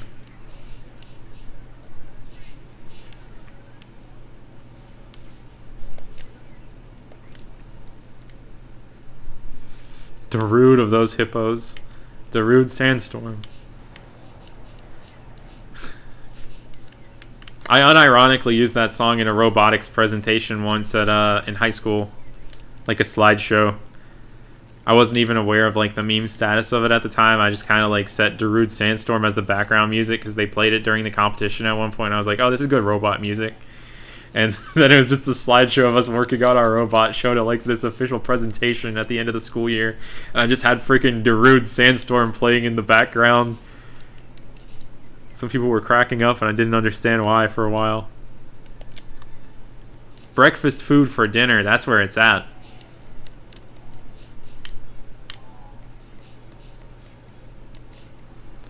Back when I was a kid, my parents would like cook that every now and then, and I didn't understand the true power and potential of it for a few years. But breakfast food for dinner is incredible. It's almost like, it feels almost forbidden, because usually, you know, breakfast food is just reserved in the morning. So there's just like this extra feeling of satisfaction from having breakfast food for dinner.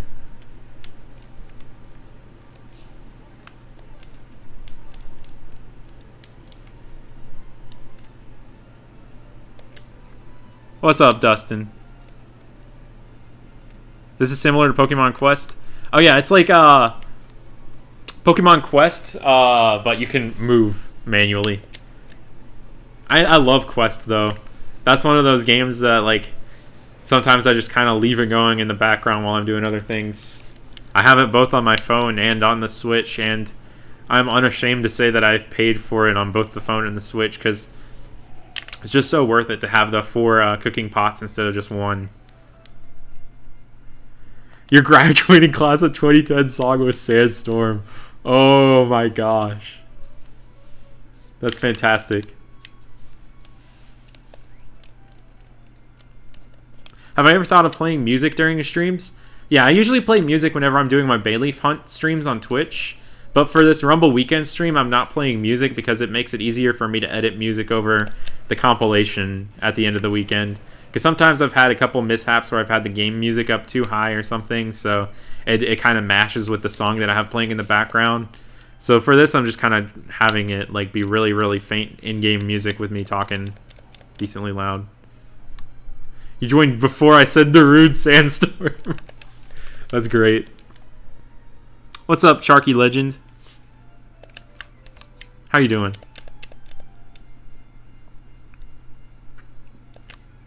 I found a lot less shinies in Quest on my phone than I have on the Switch. I will say, I don't know if it's like just my luck or something, but on the Switch, like I found a shiny almost every single day while playing Quest. While on my phone, sometimes I like droughted for like over a week.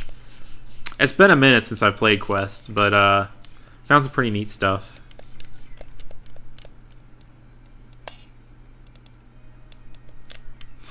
Oh, I see what you did there with that hourglass, Dustin.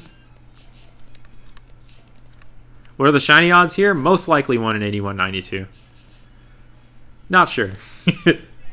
Hopefully we'll know one day. I really want to like just open up this game someday and like figure out the technicalities of a lot of it, but I just haven't had much of the time, and there aren't many resources out there for like modding WiiWare games in particular. Because downloaded Wii games are just a little bit different from the ones that are on standard discs. Playing Rumble and Fire Emblem Heroes at the same time. That's like one of the luxuries of some of those mobile games and stuff. Like, it's possible to just like do some great multitasking with them. Magikarp Jump. Magikarp Gump. Imagine that. That would be a crazy movie. Magikarp Jump is another really good thing to do on the side while doing something else. I've shiny hunted while playing that so many times. What is my Twitch nickname? Absoltastic. I'm sorry for using so many different names online. That's just, most of them involve Absol. It's just how I set it up way back in the day and never bothered changing it.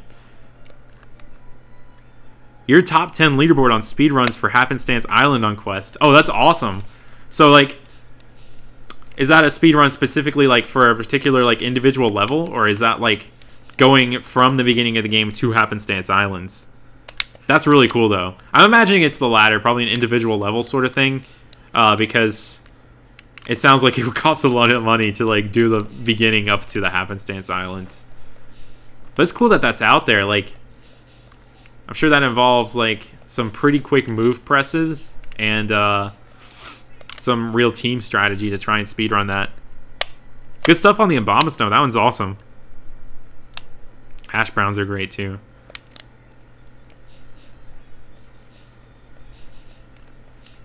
Do I know the definition of insanity? Yeah, a lot of people are like were commenting on my egg gauntlet saying to never like use that term again, though. The sort of thing that's like repeating the same thing over and over again, expecting a different result, because they said that it sounded unscientific for me to say that.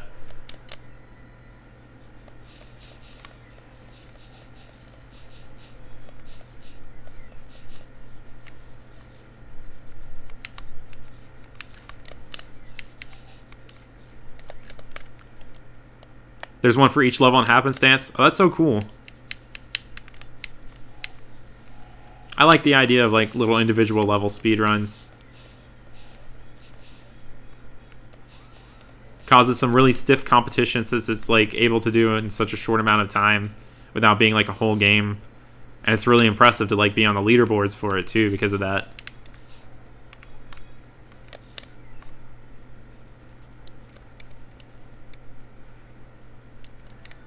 Good stuff, OG Doggo. That's sometimes taking people hours to find them.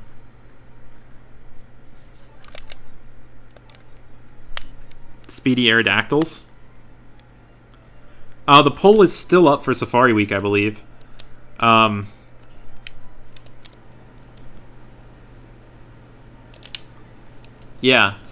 I might have to do a runoff poll for it because the top two options are looking pretty close right now. And I just want to make sure that there's not some sort of like one thing that's about it is that like I've noticed that I've gotten a lot more replies from people saying that they wouldn't be able to do it if it were the first date, which is currently the one in the lead, than people saying that they'd not be able to do it in the second date. That's a shiny Magnezone, shiny number 3. And I want to be as accommodating for as many people as possible. That is a perky Magnezone. Thing's got some perk to it. That's an awesome one to get.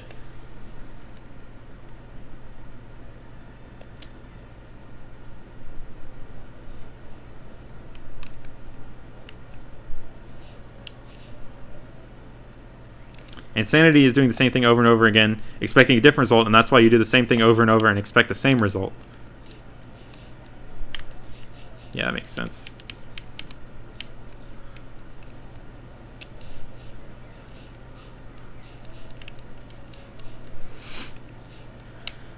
I'll add that sprite to the layout after we beat the boss. Or lose to the boss. Who knows what might happen.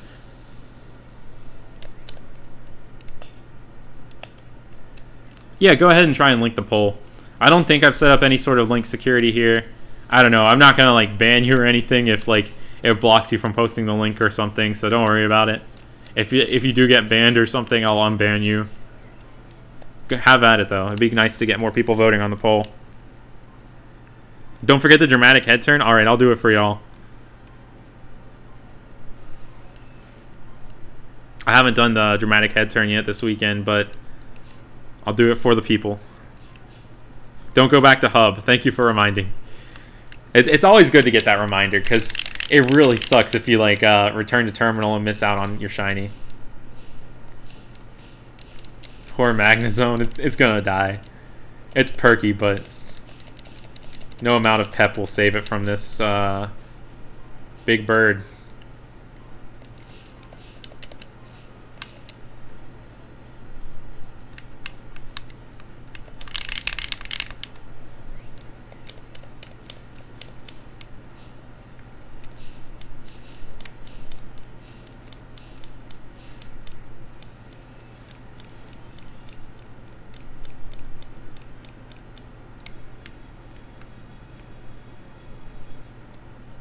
Is that my first Magnezone? No, I think this is my third Magnezone.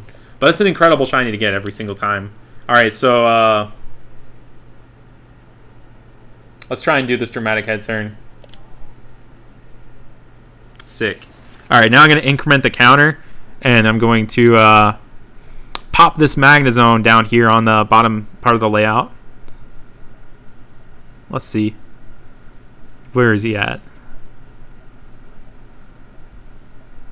I'm using the Frame 2 sprites from Heart Gold and Soul Silver, so they're kind of obscure looking, like that Muck with its mouth wide open. You don't see those too often. Alright, and that's number 3 for Rumble Weekend 13. Third one of the stream, and we haven't even been streaming for 2 hours yet, so good progress so far.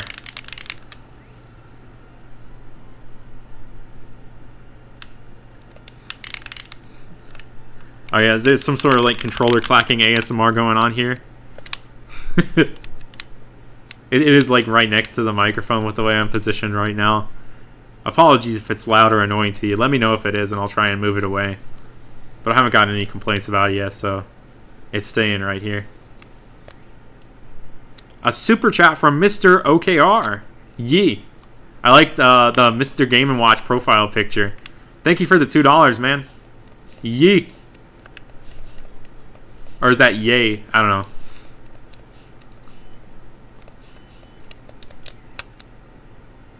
Yee.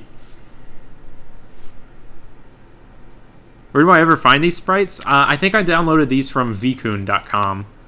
I just looked up Gen 4 sprites and I found like their archive of it. They have like a really like extensive, not exclusive, structure for them. Like, you download the big zip file of them and you open it up and it has like all of the back sprites, all the front sprites, all the shiny sprites, all the frame 1 sprites, frame 2 sprites. It's great. And then if you want like the super high quality ones for Gen 7, Furret Turret's the place to go for those. Like the animated 3D models. Some of the highest quality like work I've seen on the internet.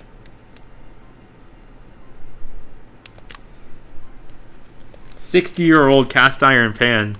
Man, it's so cool like seeing like your collection of those.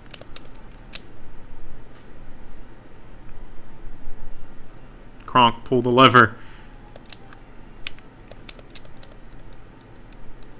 These can't be transferred out of this game to any other game, but you can transfer them to the internal storage within your Wii remote, and you can like go to another Wii console or even like connect it to like your computer through Dolphin or something, and transfer your Pokemon to another game.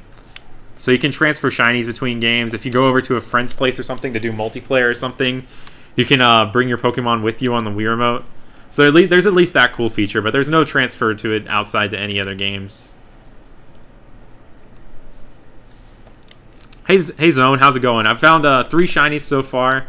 I consider Muck and Magnezone to be pretty cool.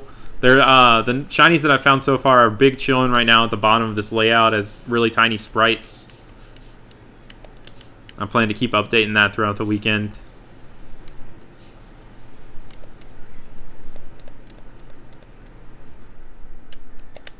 Got a $5 super chat from Bro Side and Smash. You're the man, Matt. Let me know if you go to any East Coast Smash tourneys and I'll buy you a beer, fam. Still on the DDD life?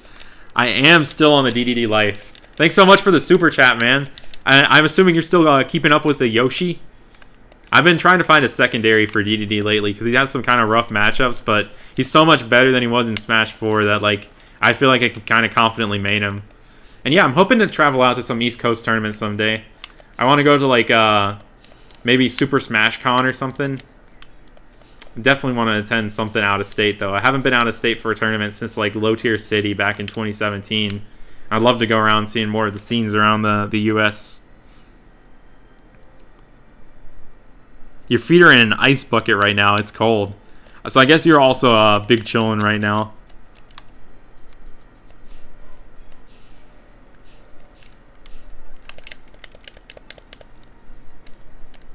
Good luck, Zone. Hope you find some cool stuff. Help you please get to Shiny Charm. Well, I'm playing Rumble right now, so I don't think I can be of any help.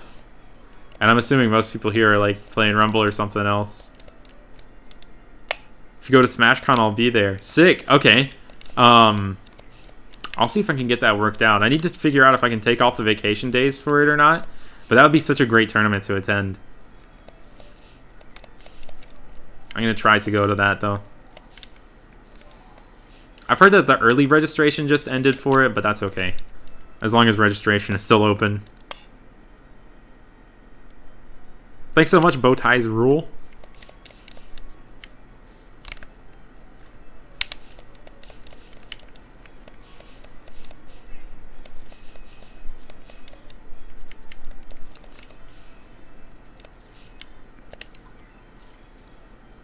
Good old Silent Forest. There's a lot of spread out space here, so it's a lot easier to navigate than the other levels. Oh, nice. The Audino are such a fun way to train Pokemon in the 5th gen games. 8-Bit Lord 64. They're just like a gold mine of experience, and like going through the shaking grass is always really fun.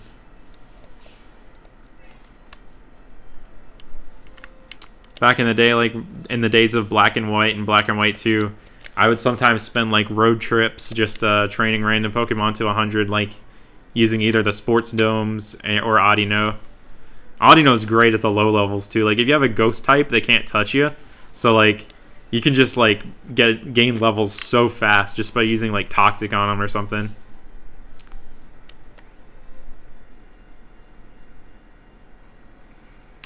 Never been, but everyone you talk to says it's the best tourney to go to. I mean, it really sounds like it. Like the fact that it's also a convention at the same time as being a tournament is great. Like I know most of the big majors are kind of that way anyway right now. Like they have like those long open venues and stuff and a bunch of vendors. But when there's one that's like established specifically as like a convention for it too, with like a wider assortment of Smash games, and it's like, I don't know, SmashCon just really seems like something special. It's one of those few tournaments I like tune into for every single event, like the live concerts and the combo contests and stuff. Black Tower and White Tree Hollow from Black and White 2. I still haven't played through those yet, believe it or not. That's like a feature that I got to go through someday. Oh, and here are the dreaded Bellsprouts. We actually have to like try and kill all these things because they're almost impossible to notice if they're shiny. And they're not. On to the next floor. What legendary do I think has the best battle theme? I'm a big fan of the Lake Trio theme. I think that the themes for the Musketeers are amazing in 5th gen. I think I might have to give it to them. There's so many good memes with those too. Like I saw one with like SpongeBob like bouncing in his boots to that song.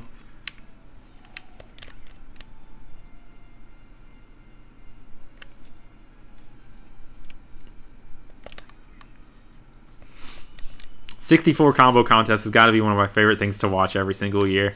Just seeing what Prince pulls off every single time. Like I just sit there with like this huge like big grin on my face every single time, even if he's like not necessarily hitting it yet, just thinking about what he could potentially hit.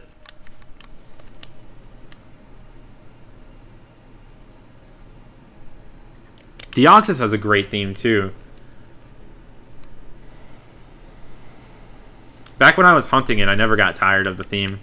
Like, sometimes whenever I was soft resetting, I would just let it play out for a couple seconds before I reset the game, just because it just was so good sounding.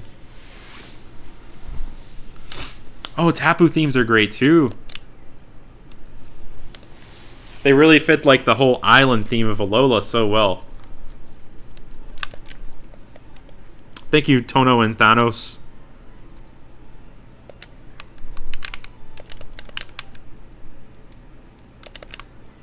Yeah, the Lake Trio just got released in Go. And it was originally like super rare, like unknown, and they only spawned near like water, but now they're just regular like raid bosses. I definitely don't think I'm ever going to try and do the raids for them. I really just want to try and see if I can find one in the wild. Still have never found an unknown in the wild myself either, so just gotta hope someday. I love the idea of there being like some insanely rare spawns in Go though.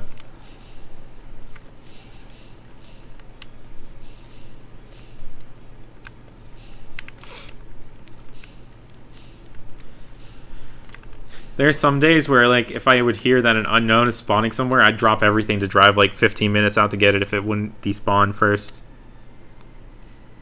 What is my favorite game besides Pokemon and Smash? That is a very tough one. There are lots of series I really like, though. I think Earthbound, the Mother series, that's got to be, like, one of the most important series I've ever played. But also, like, Donkey Kong Country, they're all really solid games. Super Mario Sunshine, Luigi's Mansion. I'm pretty much a Nintendo fanboy.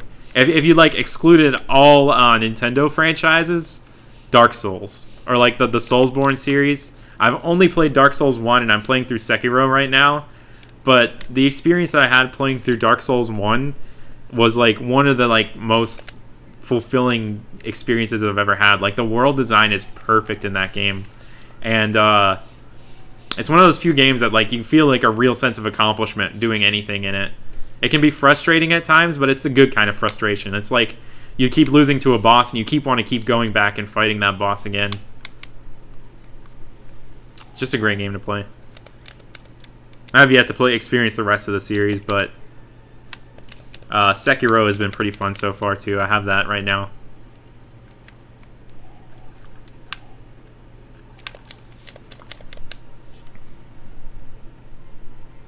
Oh yeah, I'm sure that's like super frustrating, Derek. Like I remember you tweeting about that, finding the unknown and then it despawned or like never showed up again. Like just seeing that on your nearby. That's one of those things that would make my heart start like racing. There are actual Hawaiian words in the Tapu theme. That's awesome.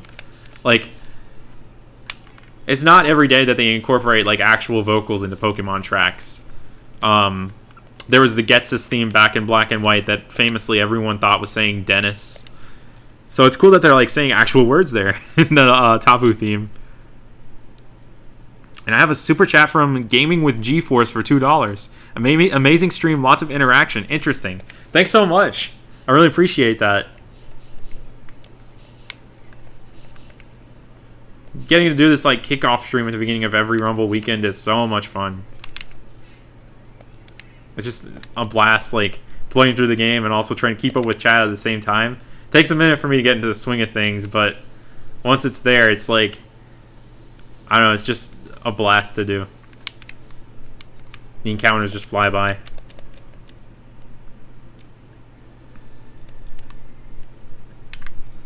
What's my favorite shiny story? That is a tough one. That's a really tough one. That's going to take me a long time to try and think about. I've heard so many great ones from different people over the years, though.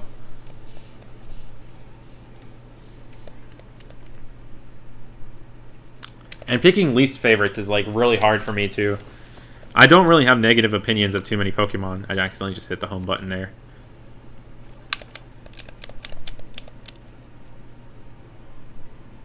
Oh, yeah, I have a dead pixel on my original DS Fat, but since, like, I have that thing converted to a capture card now, and, of course, that doesn't actually come through the video signal for it, so that dead pixel doesn't matter.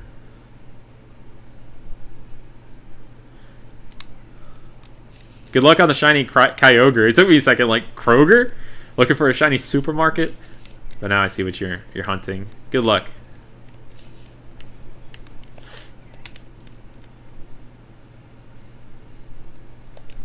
Would I stream shiny hunts now that I have a capture card? I'm trying to stream every now and then whenever I find some time on Twitch, looking for a shiny Bayleaf in Coliseum, and I'm doing like a Blitzel hunt on the side, but I haven't done that in months. I'm hoping to bring that back sometime soon.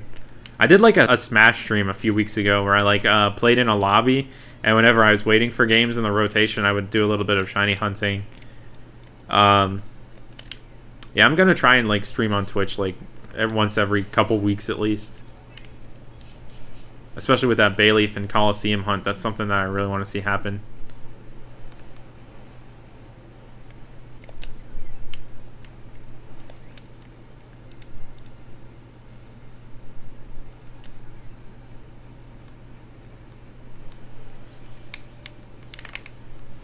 I love how Ditto is just kind of like, it sneaks its way into all these like mobs of Pokemon all the time. And it looks really funny in this game. It's just so tiny. Thank you, Lil Pie. Oh yeah, I tried that too, G-Force. Like, it works pretty well whenever like you have a good connection with it. But like sometimes my internet kind of just messes with it and the signal doesn't turn out great. And one of the biggest limitations to me is that every time I try and soft reset my Pokemon game with it, the recording turns off. So I never ended up using it for too much, despite having a modded 3DS for it.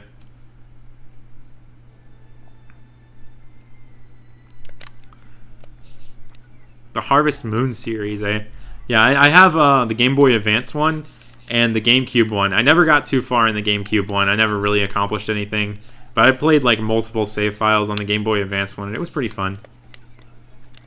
Something that I haven't delved nearly enough into. Oh yeah, I need to still get that dang Bayleaf so you can use the Celebi disc. Yeah. Actually be able to use that Celebi bonus disc. Get those Gen 3 Celebis. Nice, 8-Bit Lord. I'm hoping to get I'm popping my last Meltan box tomorrow, hoping to get a shiny one. And all of my Meltan box adventures are going to be documented in two different like big projects that I'm working on. One of them is my Let's Go badge quest, and another one is my Pokewalker Gauntlet, so you can look forward to seeing those someday. And thanks so much, Cabin Femur.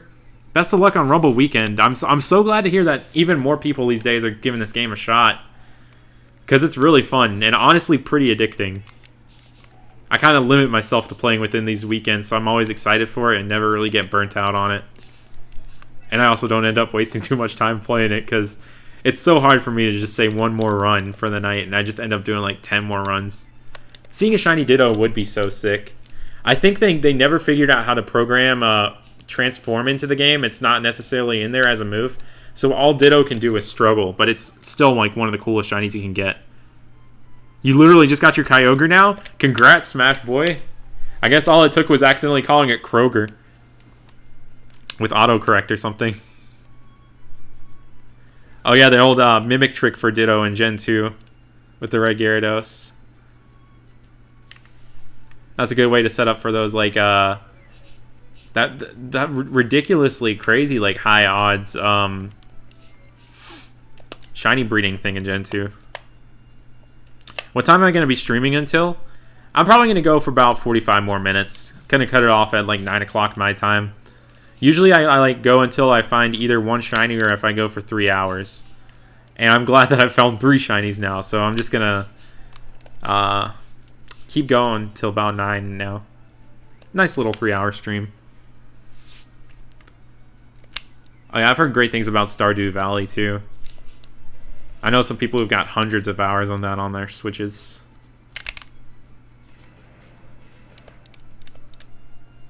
And Rune Factory out there too seems pretty cool because it like adds some RPG elements to it all.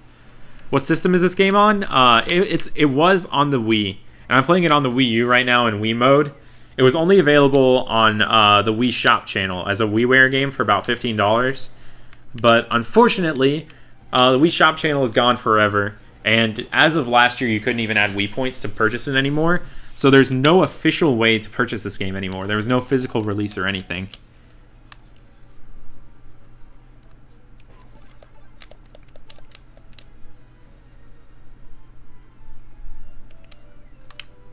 Oh yeah, Magnezone in this game is great.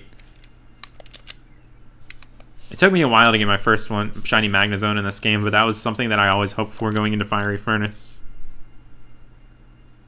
How's it going, AK Line 090? Glad you were able to make it out to a stream for once. Considering how not often I stream.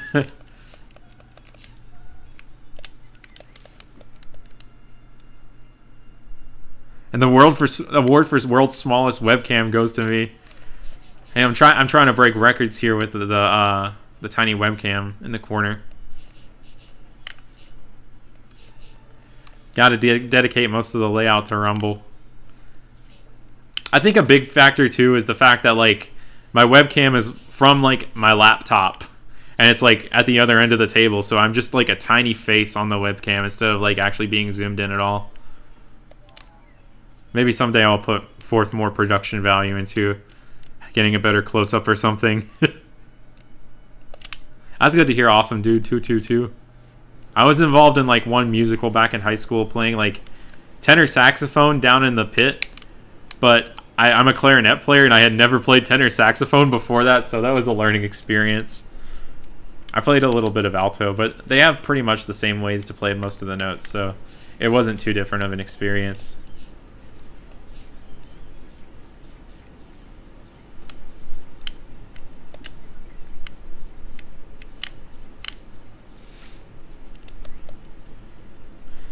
Love the vids, Umbrella. Oh man, it's so surreal seeing myself being called Umbrella now after those Trial Quest videos. I feel like I'm gonna be cursed with that name forever now.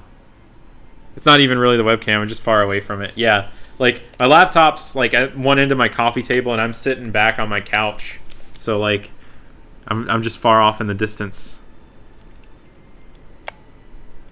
I don't know if I'm gonna be streaming tomorrow or Sunday yet.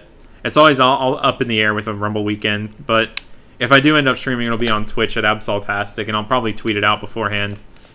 I don't even think I remember to tweet this out beforehand, so I'm glad all of you ended up here tonight. I appreciate it.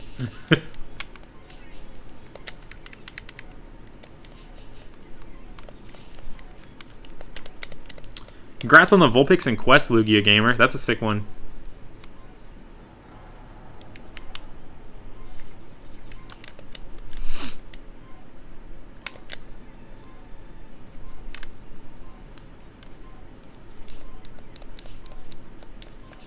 Thank you, Brian Murphy. I appreciate it.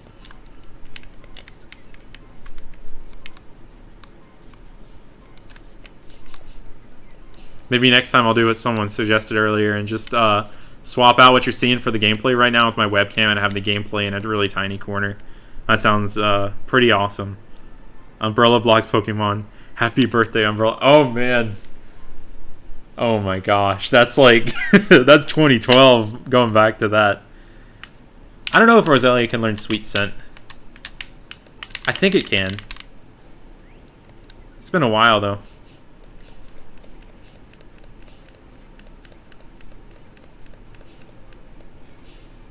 Oh yeah, you can get like some really high level things in Quest. It's crazy. I'm glad Pokemon can evolve in that game.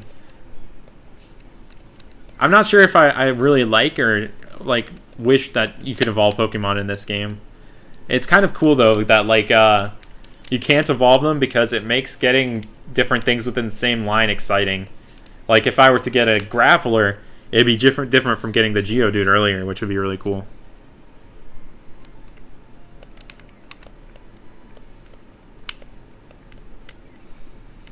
You can kind of evolve in a way by collecting 5 of the same Pokemon and going to the release ticket station and releasing 5 of the same Pokemon, and then you get a ticket to recruit the evolved form. But I think Underdog 2020 tested it out with 5 shiny Spearow or something, or 5 shiny Fearow, and just got a normal Spearow or whatever out of it. So it's not like we're not even sure you can get shinies from the recruit tickets. So it's not really like evolving the Pokemon. You get a different Pokemon out of it. I guess that's what I'm trying to say.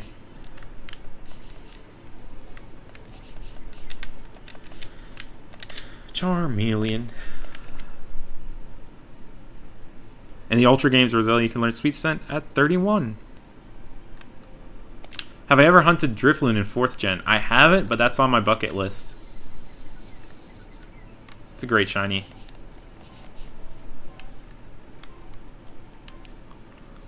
Classic Friday activity. Going to the Valley Windworks. Checking out the balloon there. Making sure that it doesn't sweep you away. Like the Pokédex entry. So ominous. These Pokemon have really creepy Pokédex entries. Even in the anime, like the Litwick line is like terrifying. Like there's this mansion full of Litwick and it's literally sucking the life out of Team Rocket and like trying to pull them into something that they call like the ghost zone or ghost dimension or something. Oh, that was freaky. They were shinies that were sacrificed in the name of science. I salute him for doing that. He's found a lot of duplicates though because he's doing like specific target hunting in this game, which is something that I'm not crazy enough to do yet. But he's trying to like complete whole pages of the Pokédex. He's dedicated Rumbler. Probably the most dedicated Rumbler out there, honestly. Shout out to the Underdog 2020, aka Kial.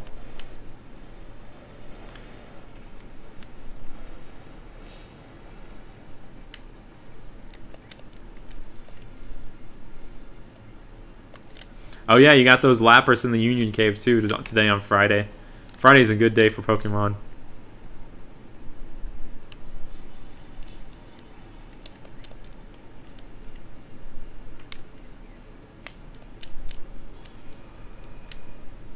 Yeah, I guess that kind of makes like sense with that logic. That they are toys and it would make no sense to be the same when you exchange the ticket. Gorbis's entry is terrifying. Yeah, that thing's like a freaking lamprey. Kial is a Run Bell legend, yes.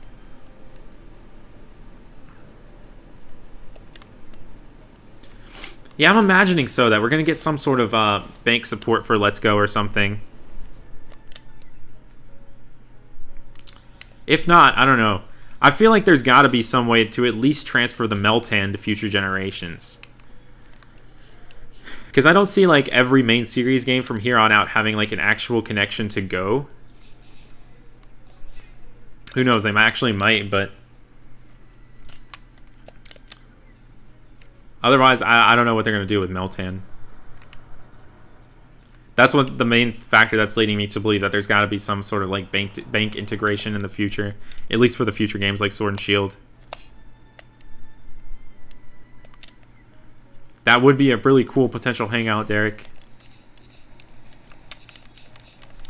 Yeah, I ended up like the week of Let's Go ended up being like terrible for me. I had like I pretty much got a stomach virus that week. It was bad. But at least I had Let's Go to play. Wait a minute, when did I stream? What's up, Shiny Corefish Eats Seafood? I started the stream about 2.5 hours ago. I pretty much only stream on YouTube for these Kickoff Rumble weekend streams, and like I stream like maybe once like a month on Twitch. I don't stream too frequently, but I have fun whenever I do. I don't think I've ever seen 3 shinies in one run. And it's been a really long time since I've seen someone get 2 shinies on one floor. The last known instance of that I've seen was a Benzio499, whose channel is long gone.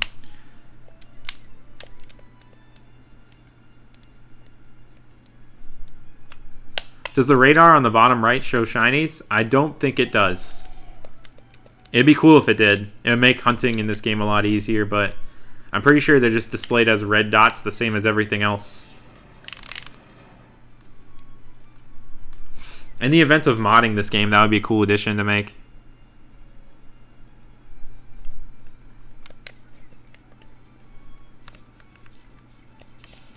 Well, technically with the Meltan boxes, there isn't any physical activity involved if you pop it and go. Like, you can just open it up in your living room, and the Meltan will just spawn there for you at the same rate, like, every, like, couple minutes, if you just leave your phone open on, like, the table or something. Like, I've seen people be able to, like, stream the Meltan boxes. So it's not necessarily requiring physical activity to do.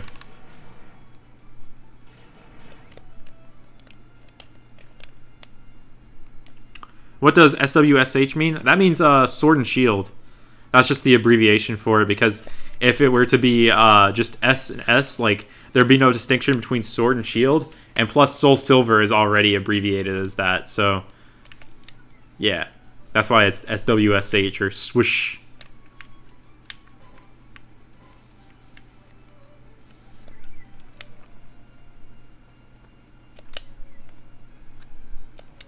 Yeah, I'm really hoping to see 2 in one floor soon.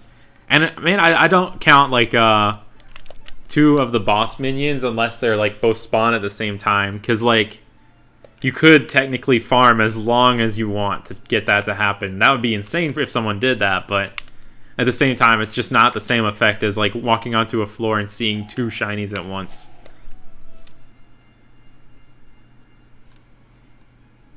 Pokemon Swish for the Switch, Nintendo Switch.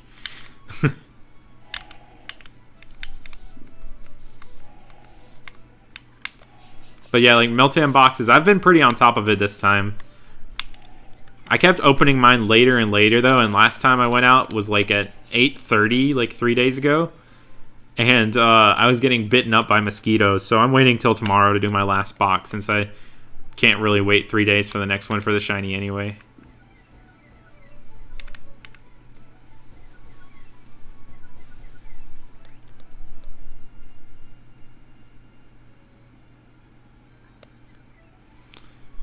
Yeah, that's true. I guess, like, the abbreviation is less for, like, audibly saying it.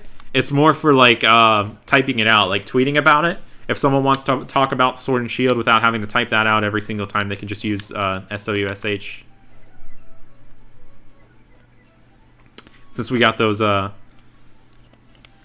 guess they're now 280 character limits. Man, some people don't know what it was like to be in the 140 character limit days of Twitter. Had to hit people with the real abbreviations there. Like R instead of ARE. Later, Nick. Thanks for sticking around. It is possible to catch Vespiquen as a shiny. I actually got a shiny boss Vespiquen a couple Rumble weekends ago. That's somewhere deep buried within the channel. You saw the shiny Muck, then you think you had to go when you caught the other 2? Yeah, I've gotten a Geodude and a Magnezone since then.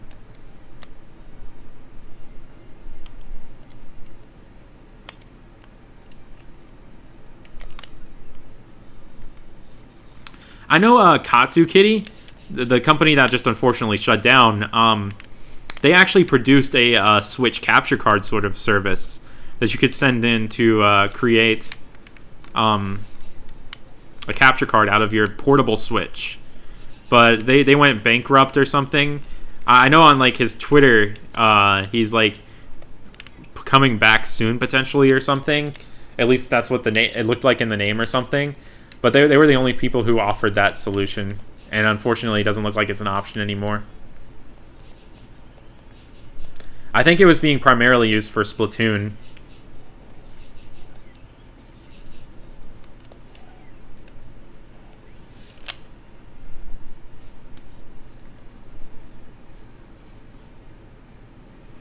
I'm definitely going to shiny hunt and swish Sword and Shield.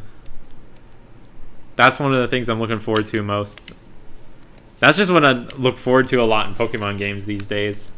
Like, being able to shiny hunt new things are like hours upon hours, weeks of entertainment to me.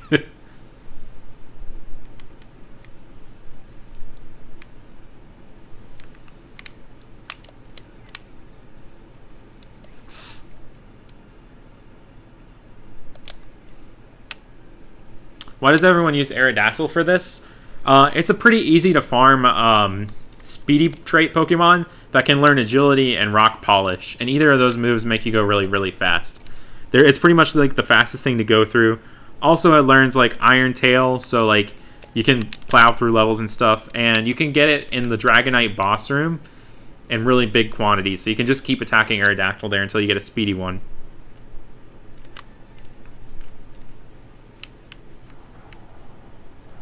Yeah, I've heard there have been some kind of shoddy Katsukity cards out there. I've heard that Loopy was the person to go to with 3DS, but his cards were like limited to like the original 3DS.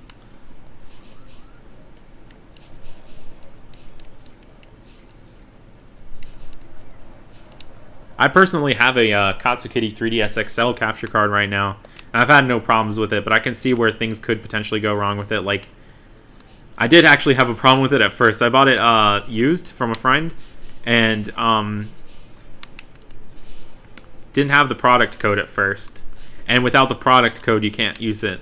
It has like this extra serial code that to use the capture software for some reason that's tied to the hardware itself. And if you lose it, there was originally a service where you had to pay money to get the code again. And then since he was shut down, you can't email them anymore about getting the code back. So if you lose the code, you're kind of like up a creek with it. But in terms of quality itself, the capture card is fine to me right now. It serves its purpose. I'm hoping to use that in future gauntlets and such. What shinies have I gotten so far? I got Muck, Geodude, and Magnezone. So I found 3 so far. Pretty good.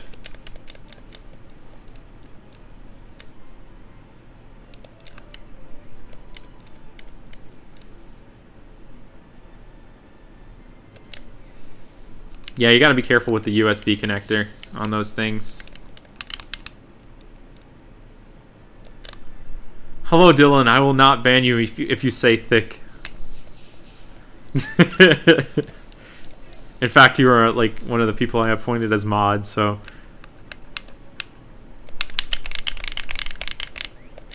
say it all you want. This is a safe zone for you.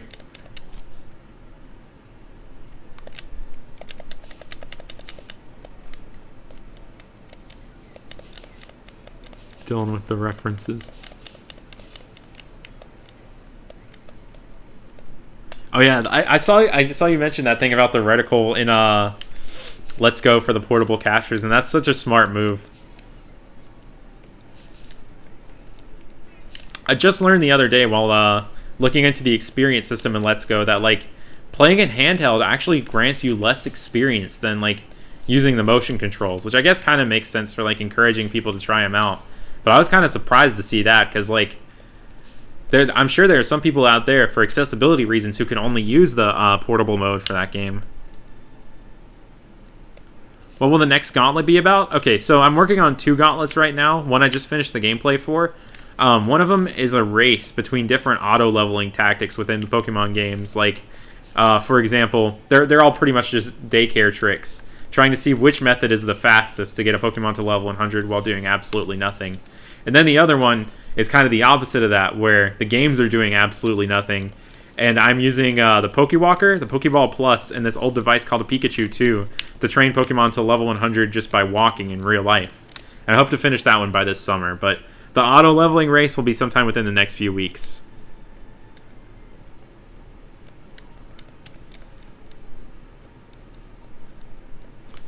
I might shiny hunt the starters in Sword and Shield.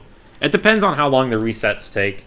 Lately, the trend has been for starters that they take like 3-4 minutes sometimes to reset. I might be exaggerating with that, but the resets are so slow that like I never felt really motivated to go for a starter in X and Y or Sun and Moon. I went for them in Oris because they were pretty fast, but I don't know if I really see myself going for the Sword and Shield starters, as cool as they are, if their resets take over like 2 minutes. I'll check my tweets after the stream and check out all the shinies that y'all have gotten. Make my rounds on the Rumble Weekend hashtag and whatnot. But I usually just try and like avoid checking social media while I'm streaming so I can pay more attention to the game and the chat.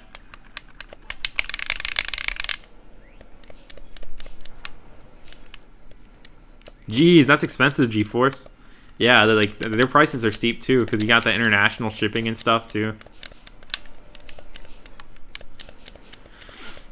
The market for DS capture cards is interesting these days. You pretty much have to just hope that you either know someone who wants to sell one or like get really lucky with eBay listings. I think Murky in Europe is still like might have a couple of them in stock, but it seems harder than ever to get your hands on one of those things. At least one of the actual capture cards, not one of the ones that's just modded with the what you call it, the homebrew method of capturing the screen.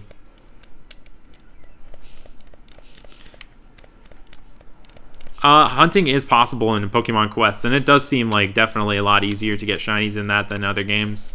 It's a good time. I recommend trying it out if you've got the game. It's a really fun thing to like just leave going in the background while you're doing other stuff, because the game can play itself.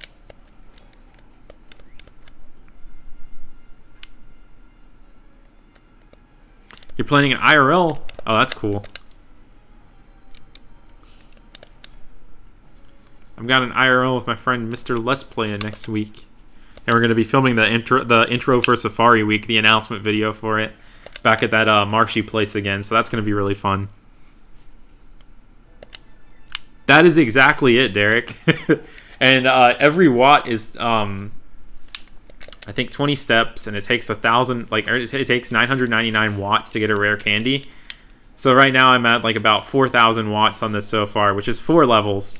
But luckily, since Pokemon only start at level 9, Pokemon only start at 5 in from eggs and crystal, I only have to worry about getting 95 rare candies. And there's also a gambling minigame on the Pokemon Pikachu too, where you can rack up watts pretty fast. I haven't played it much, but I plan on doing that to get a pretty good amount of them too, if that's like the last device that I have remaining to get the Pokemon to 100 on.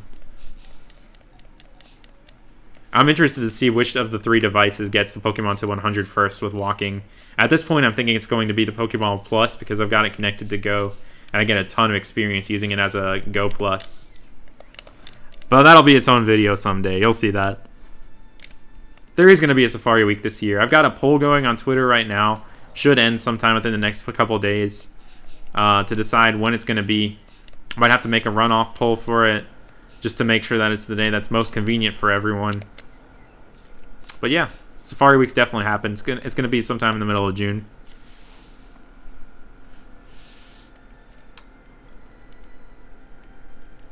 How many shinies have I caught in my lifetime as a shiny hunter? That's something that I need to go back and count someday. I don't know at this point. I think I found over 100 full odds, but also counting methods, it's in the hundreds for sure. Too, because like I did that whole gauntlet where I caught over 100 with like the wormholes. And I did a bunch of like Friend Safari stuff back in the early days of X and Y. And a bunch of Poke Radar chaining in the Platinum days. Oh yeah, the Carnivine rule. We're coming up with some crazy rules this year. Get ready for those. My favorite Kirby game is by far Superstar. That's like having so many Kirby games within one. Also, Dream Course and Avalanche will forever hold like special places on my heart because those were like the first Kirby games that I played as a kid. And Avalanche, like I bonded with like my whole family over that game. We played multiplayer and stuff together. Got me into like the Puyo Puyo series too. I didn't even realize it was that for years until I got Puyo Puyo Tetris for the Switch just a couple years ago, and I was like, this is Kirby's Avalanche. So it's really cool that that's that way. And thank you so much, Jobless DX, or Deluxe. What about calling Sword and Shield as Swoshi? Yeah, there are all sorts of ways you can abbreviate that. It'll be interesting to see all the different ways people try and abbreviate it.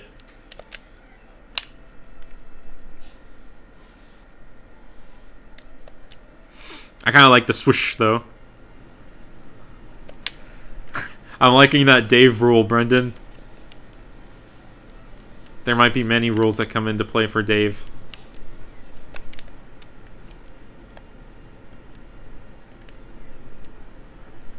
A while back, the Skype group I was in, we were doing Safari Week, and we were trying to like stay up all night until someone found a shiny.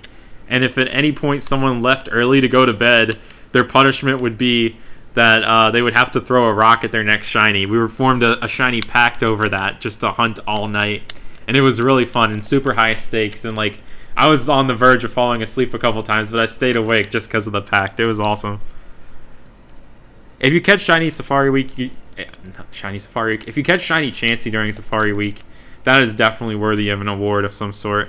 It's so awesome. I need to play Robobot someday. I haven't played any of the 3DS Kirby games yet.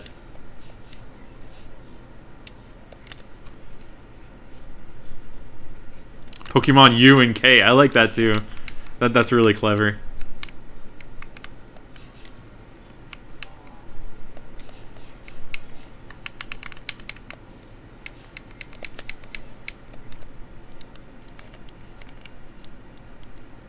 Dave, what's up?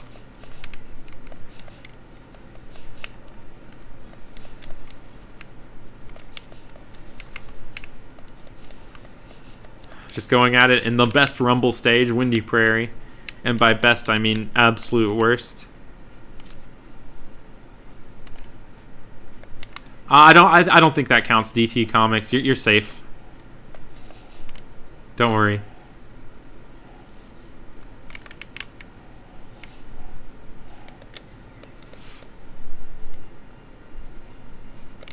Generation 3 Shiny Chansey in the Safari Zone is like a dream shiny for everyone.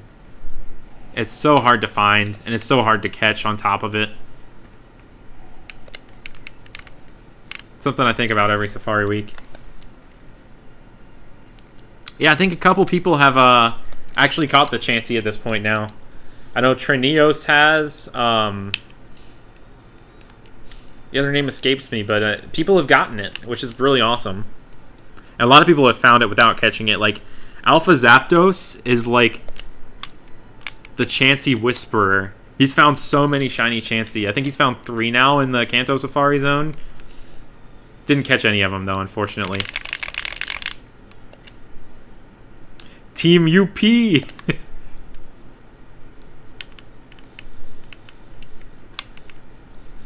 It's an old inside joke about the Team Up TCG set. Thank you, Marcus. Oh yeah, a shiny Chansey holding a lucky egg from the Safari Zone is like basically a lottery ticket. Or the equivalent to that.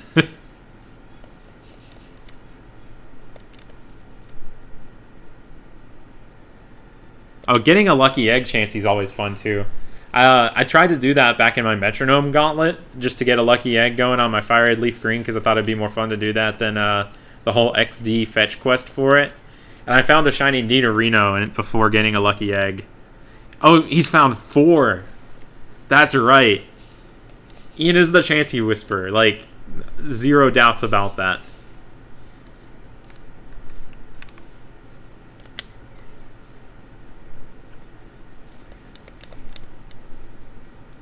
Yeah, he deserves Chansey more than anyone else. And how's it going, Bruce? Glad you were able to make it.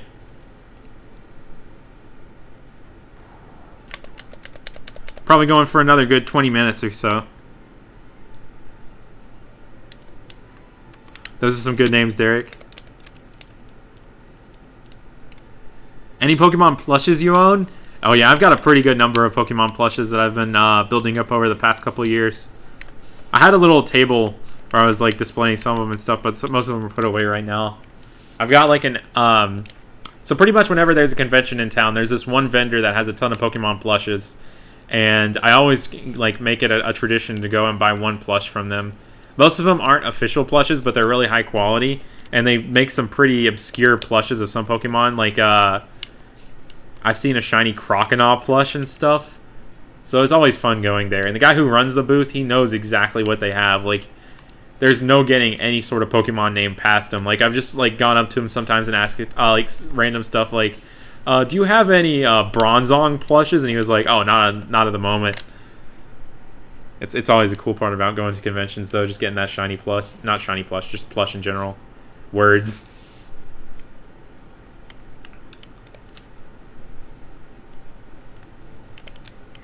Lots of Charizards on this floor. It would be really great if one of them were shiny. What shinies did I manage to get so far? I got Muck, Geodude, and Magnezone. So a pretty solid start.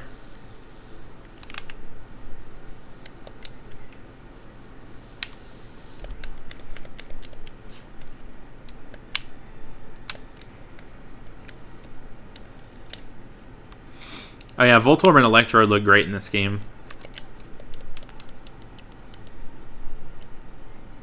Ask for a Clang plush? Yeah, next time I go to a convention, I'm going to ask for that Clang merchandise. Clang is almost definitely the most obscure Pokemon out there. Like, it's a middle evolution, which, like, just puts it in obscure territory already.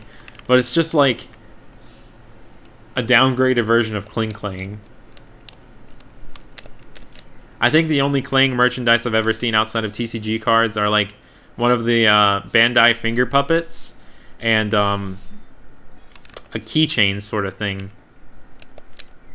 I almost want to collect all the Clang merchandise out there just because it would be a Pokemon that I wouldn't have to worry about collecting too much merchandise for. And because it's kind of funny, too, because, like, name one person out there whose favorite Pokemon is Clang. I doubt that there's anyone. The Kling line is really cool, but just Clang in particular, it takes a really interesting person to, like, have that as their favorite.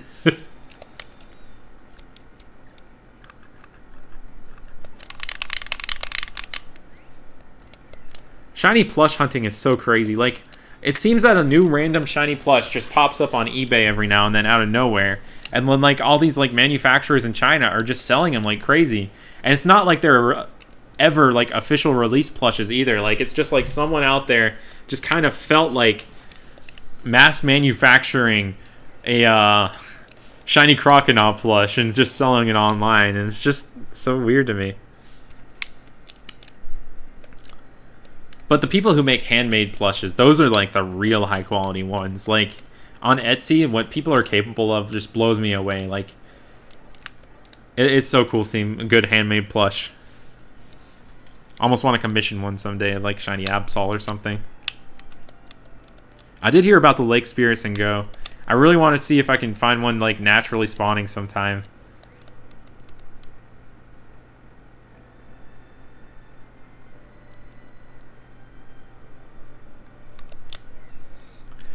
Kling should be a pseudo-legendary. It would actually be really cool if Kling was a pseudo-legendary, like, had the stats for that.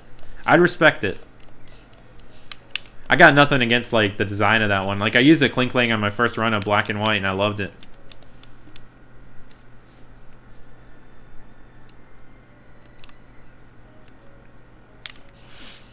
Some plush makers have just got the really fast hands to make stuff like that. Like, I was seeing some impressive, like, Grookey and Score Bunny plushes, like, within 24 hours of the first, like, Sword and Shield trailer. And it just amazes me that people were able to, like, just watch that trailer and have a good enough 3D visualization of those Pokemon to be able to create those at that point.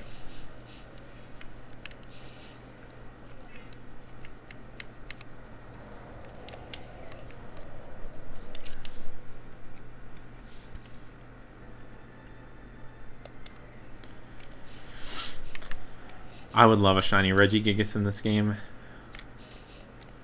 Doubt that's going to happen, but it would be so cool.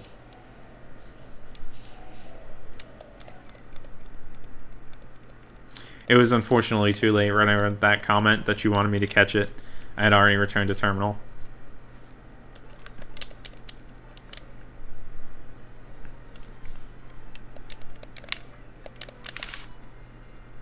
Later, Phantom Lord I unfortunately probably won't still be on by the time you get home. I'm planning on ending the stream in about 12 minutes or so. I need to like drink some water or something because I've been talking for almost 3 hours straight now.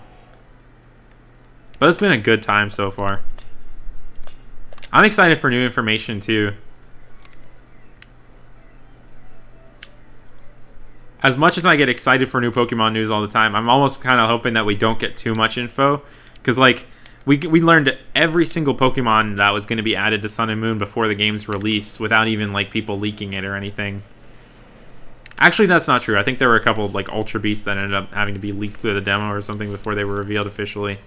But, like, primarily, most of the Pokédex was revealed to us beforehand. And I always like having there be more, like, surprise Pokemon by the time you get the game. Like, it took me until the Elite Four in X and Y to discover that Carbink was a thing from someone right outside of Victory Road.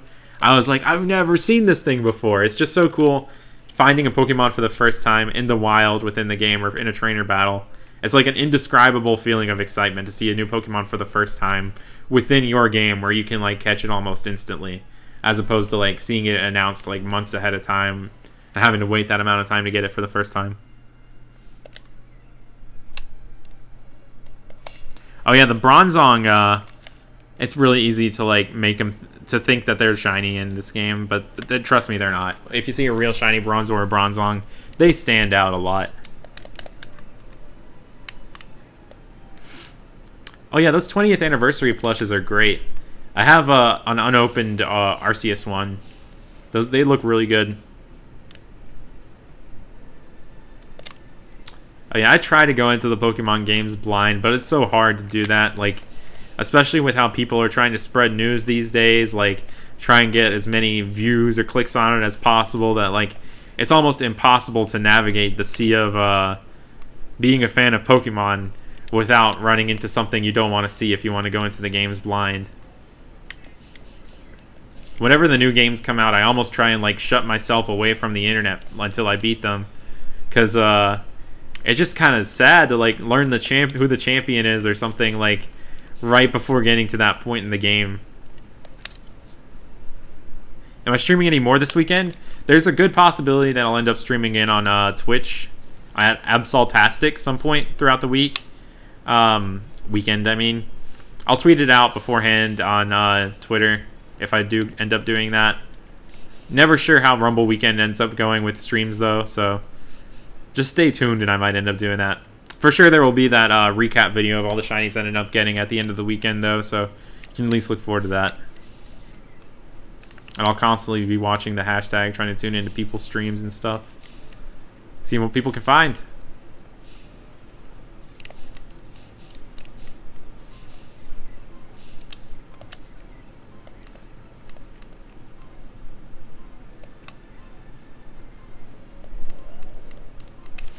Yeah, I think you're right on Delmise. Like, I don't think that one was officially revealed either. That's such a sick Pokemon, too.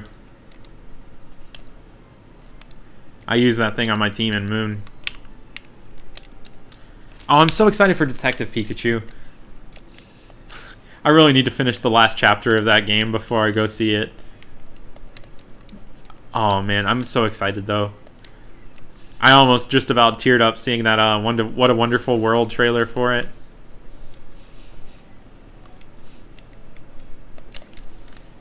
I'm probably going to go see it multiple times. One time to just like watch the movie and enjoy it. Another time just to like look for all the Pokemon in the background. See if there are any shinies or something. Appreciate it, GeForce. That's probably the best way to figure out if I'm going to be streaming or not. Getting that direct notification from Twitch.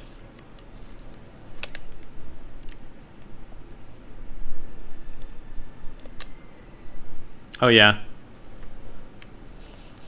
People who run those Pokemon news pages are like unsung heroes. Like, it's unbelievable seeing the work that Cerebi Joe has to put into everything. He's been doing that for years. Currently, my Gen 8 starter of choice is Scorbunny. But that's subject to change based on a bunch of factors. How's it going, Jake? Glad to see you here. I've found Muck, Geodude, and Magnezone so far. Hope you find a lot this time around. Didn't you find 2 shiny bosses last time or something crazy like that? Demise was revealed? Oh, okay.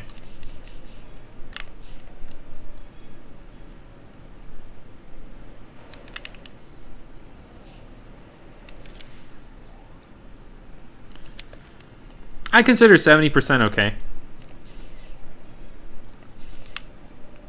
Like, especially for a Pokemon movie, because, like, I bet someone who doesn't enjoy Pokemon at all, like some movie critic who's just seeing it as a movie fan who doesn't care about Pokemon at all, is going to give it a much lower rate than someone who's, like, a hardcore Pokemon fan like me.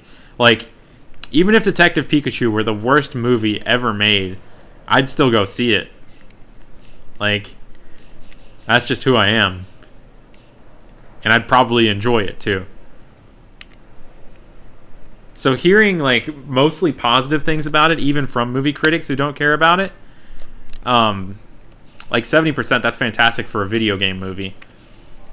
I'm stoked for it.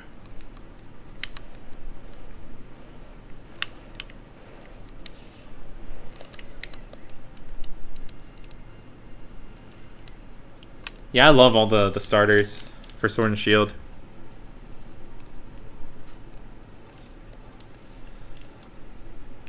Yeah, it's crazy that Slice has 2 of the birds now. First Zapdos, now Articuno. I would not be surprised if I see him get Moltres soon, too, or something. He deserves that.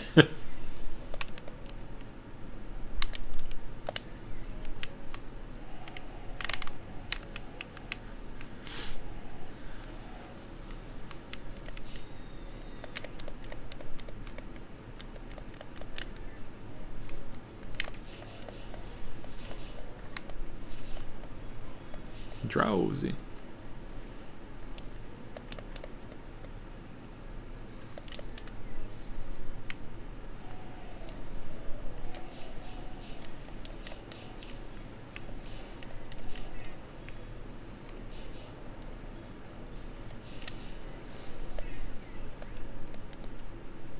What do I think about the Sonic movie?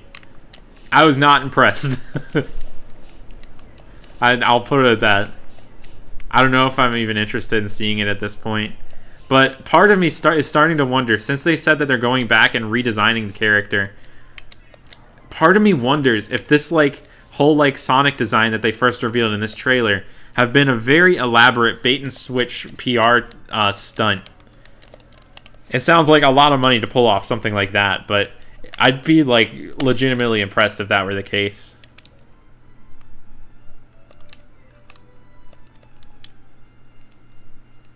Thank you, Bandit Yogo. Appreciate it.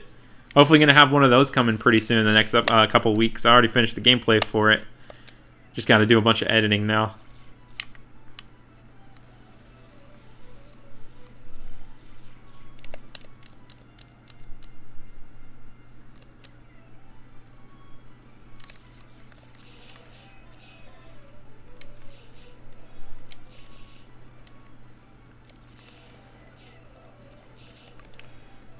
I think also the comparison of the Sonic movie to Detective Pikachu is also one of the big reasons why there's so much outlash about it. Yeah, I kind of agree with that too. Like, it was like he reminded me of like someone described it best on Twitter. He looks like the depiction of like a virus in a medicine commercial. Like, you could see him like right next to the Mucinex man wreaking havoc on like someone's sinuses or something.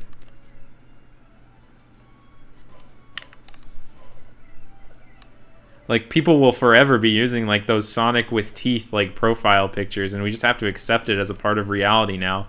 Like, it's like the Kirby with feet picture, but it's real because it's from an actual like Hollywood studio.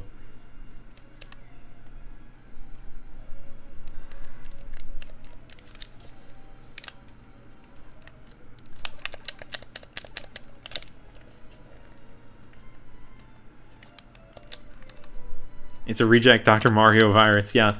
He's just like dancing alongside the red and yellow virus, and then like the blue virus, the real one, came and said, hey, you're too fast for this.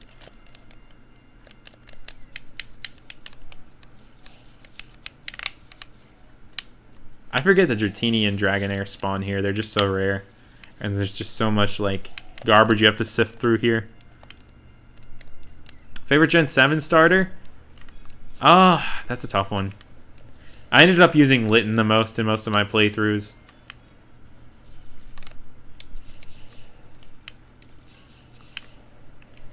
And Ash's Litten definitely has like one of my favorite backstories out of his Pokemon.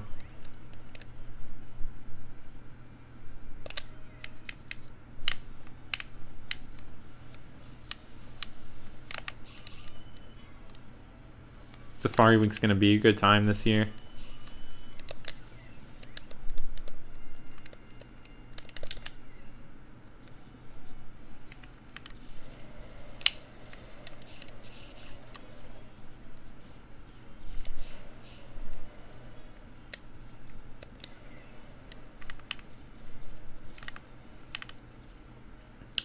I think I'm going to do runs of the other 4 places now, and I'm going to call it a night for the stream. Since it's getting around to be 9 o'clock, about 3 hours of streaming. Am I hoping to get any shiny in particular right now? I'm honestly at this point just hoping for anything I don't already have. When it comes to Rumble, like, in this mode in particular, it's really hard to control what spawns at all, so I just kind of like play through it with no target whatsoever in mind, and that just makes it really fun for me. It is possible to kind of like target things though, like by going to some of the earlier levels in the game. Like the Underdog 2020 is like one of the only people I know who like sets particular targets in this game. Later, GeForce, thanks for sticking around. Appreciate it. What's my favorite shiny Pokemon? This is going to be a really boring answer, but Absol. One of the reasons why Absol is my favorite Pokemon is because I saw its shiny on Cerebi.net back when I was a kid, and I thought that the shade of red was so cool that I was like, yeah, I need to get one of these things someday. And yeah, I think that's why it's my favorite shiny and my favorite Pokemon. Later, Bruce. Thanks for thanks for stopping by. Good to see you, man.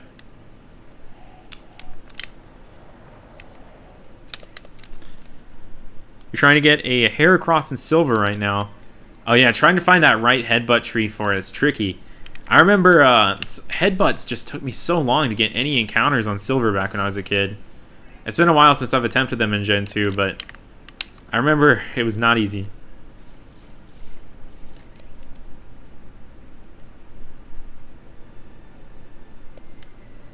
Good luck, Commander Doggo. Join us. Get the shines.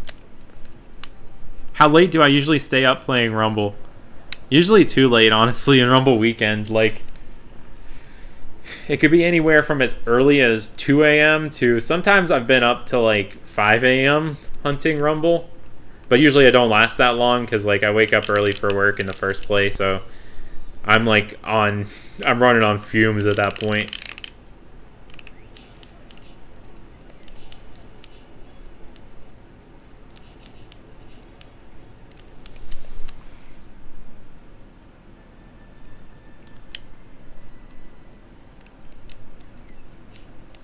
Yeah, I think the shiny legendary birds in Let's Go are possible.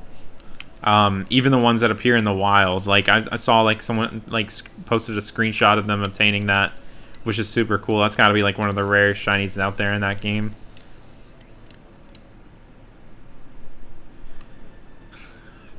I see you're getting into character with the sword and shield, Derek. Hope your hand is okay.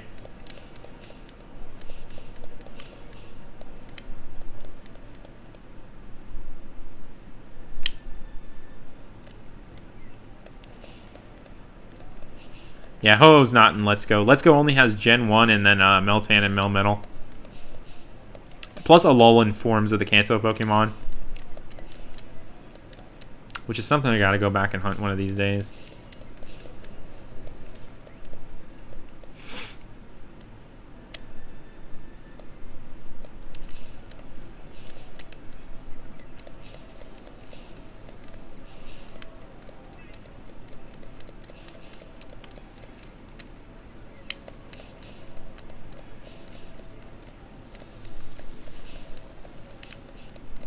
Had to check those Magnetons in the corner.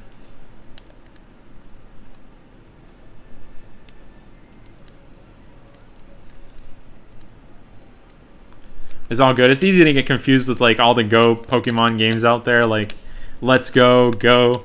You just see the word Go, and it's hard to like. It's easy to just jump to a conclusion just seeing that. Oh, no one's gotten a recorded wild Articuno yet. That's interesting.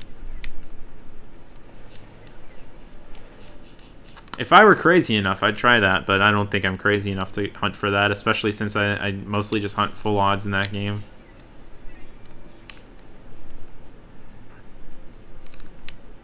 I actually kind of prefer in hunting in Let's Go before defeating the Elite Four, because checking the sky encounters can be a burden sometimes if you're going in and out of buildings to check encounters. Like, you have to get off your ride Pokemon and hop on an Aerodactyl, and you can't run back into the building while riding the Aerodactyl or whatever. It becomes a chore. So I like hunting before the Elite Four where nothing spawns in the sky. As cool as the possibility of finding a wild Dragonite, Charizard, or legendary bird would be.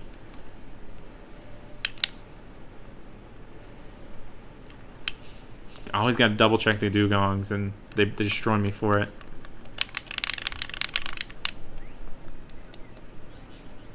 I saw that screenshot somewhere on Twitter. I can't remember exactly where, though, unfortunately. Hey, Chroma, how's it been? Glad you found one so far, man. What did you find?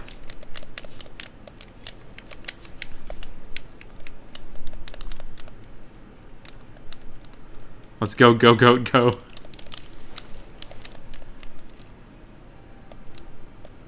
Articuno is at its best as a shiny in the 3rd gen games, in my opinion.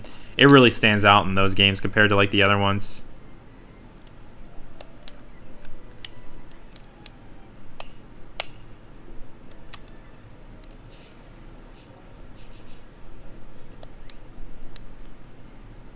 Yeah, like the odds of just finding a legendary bird in general in the wild are insane. It's like finding a Rumble boss, if you think about it. Rumble boss shiny.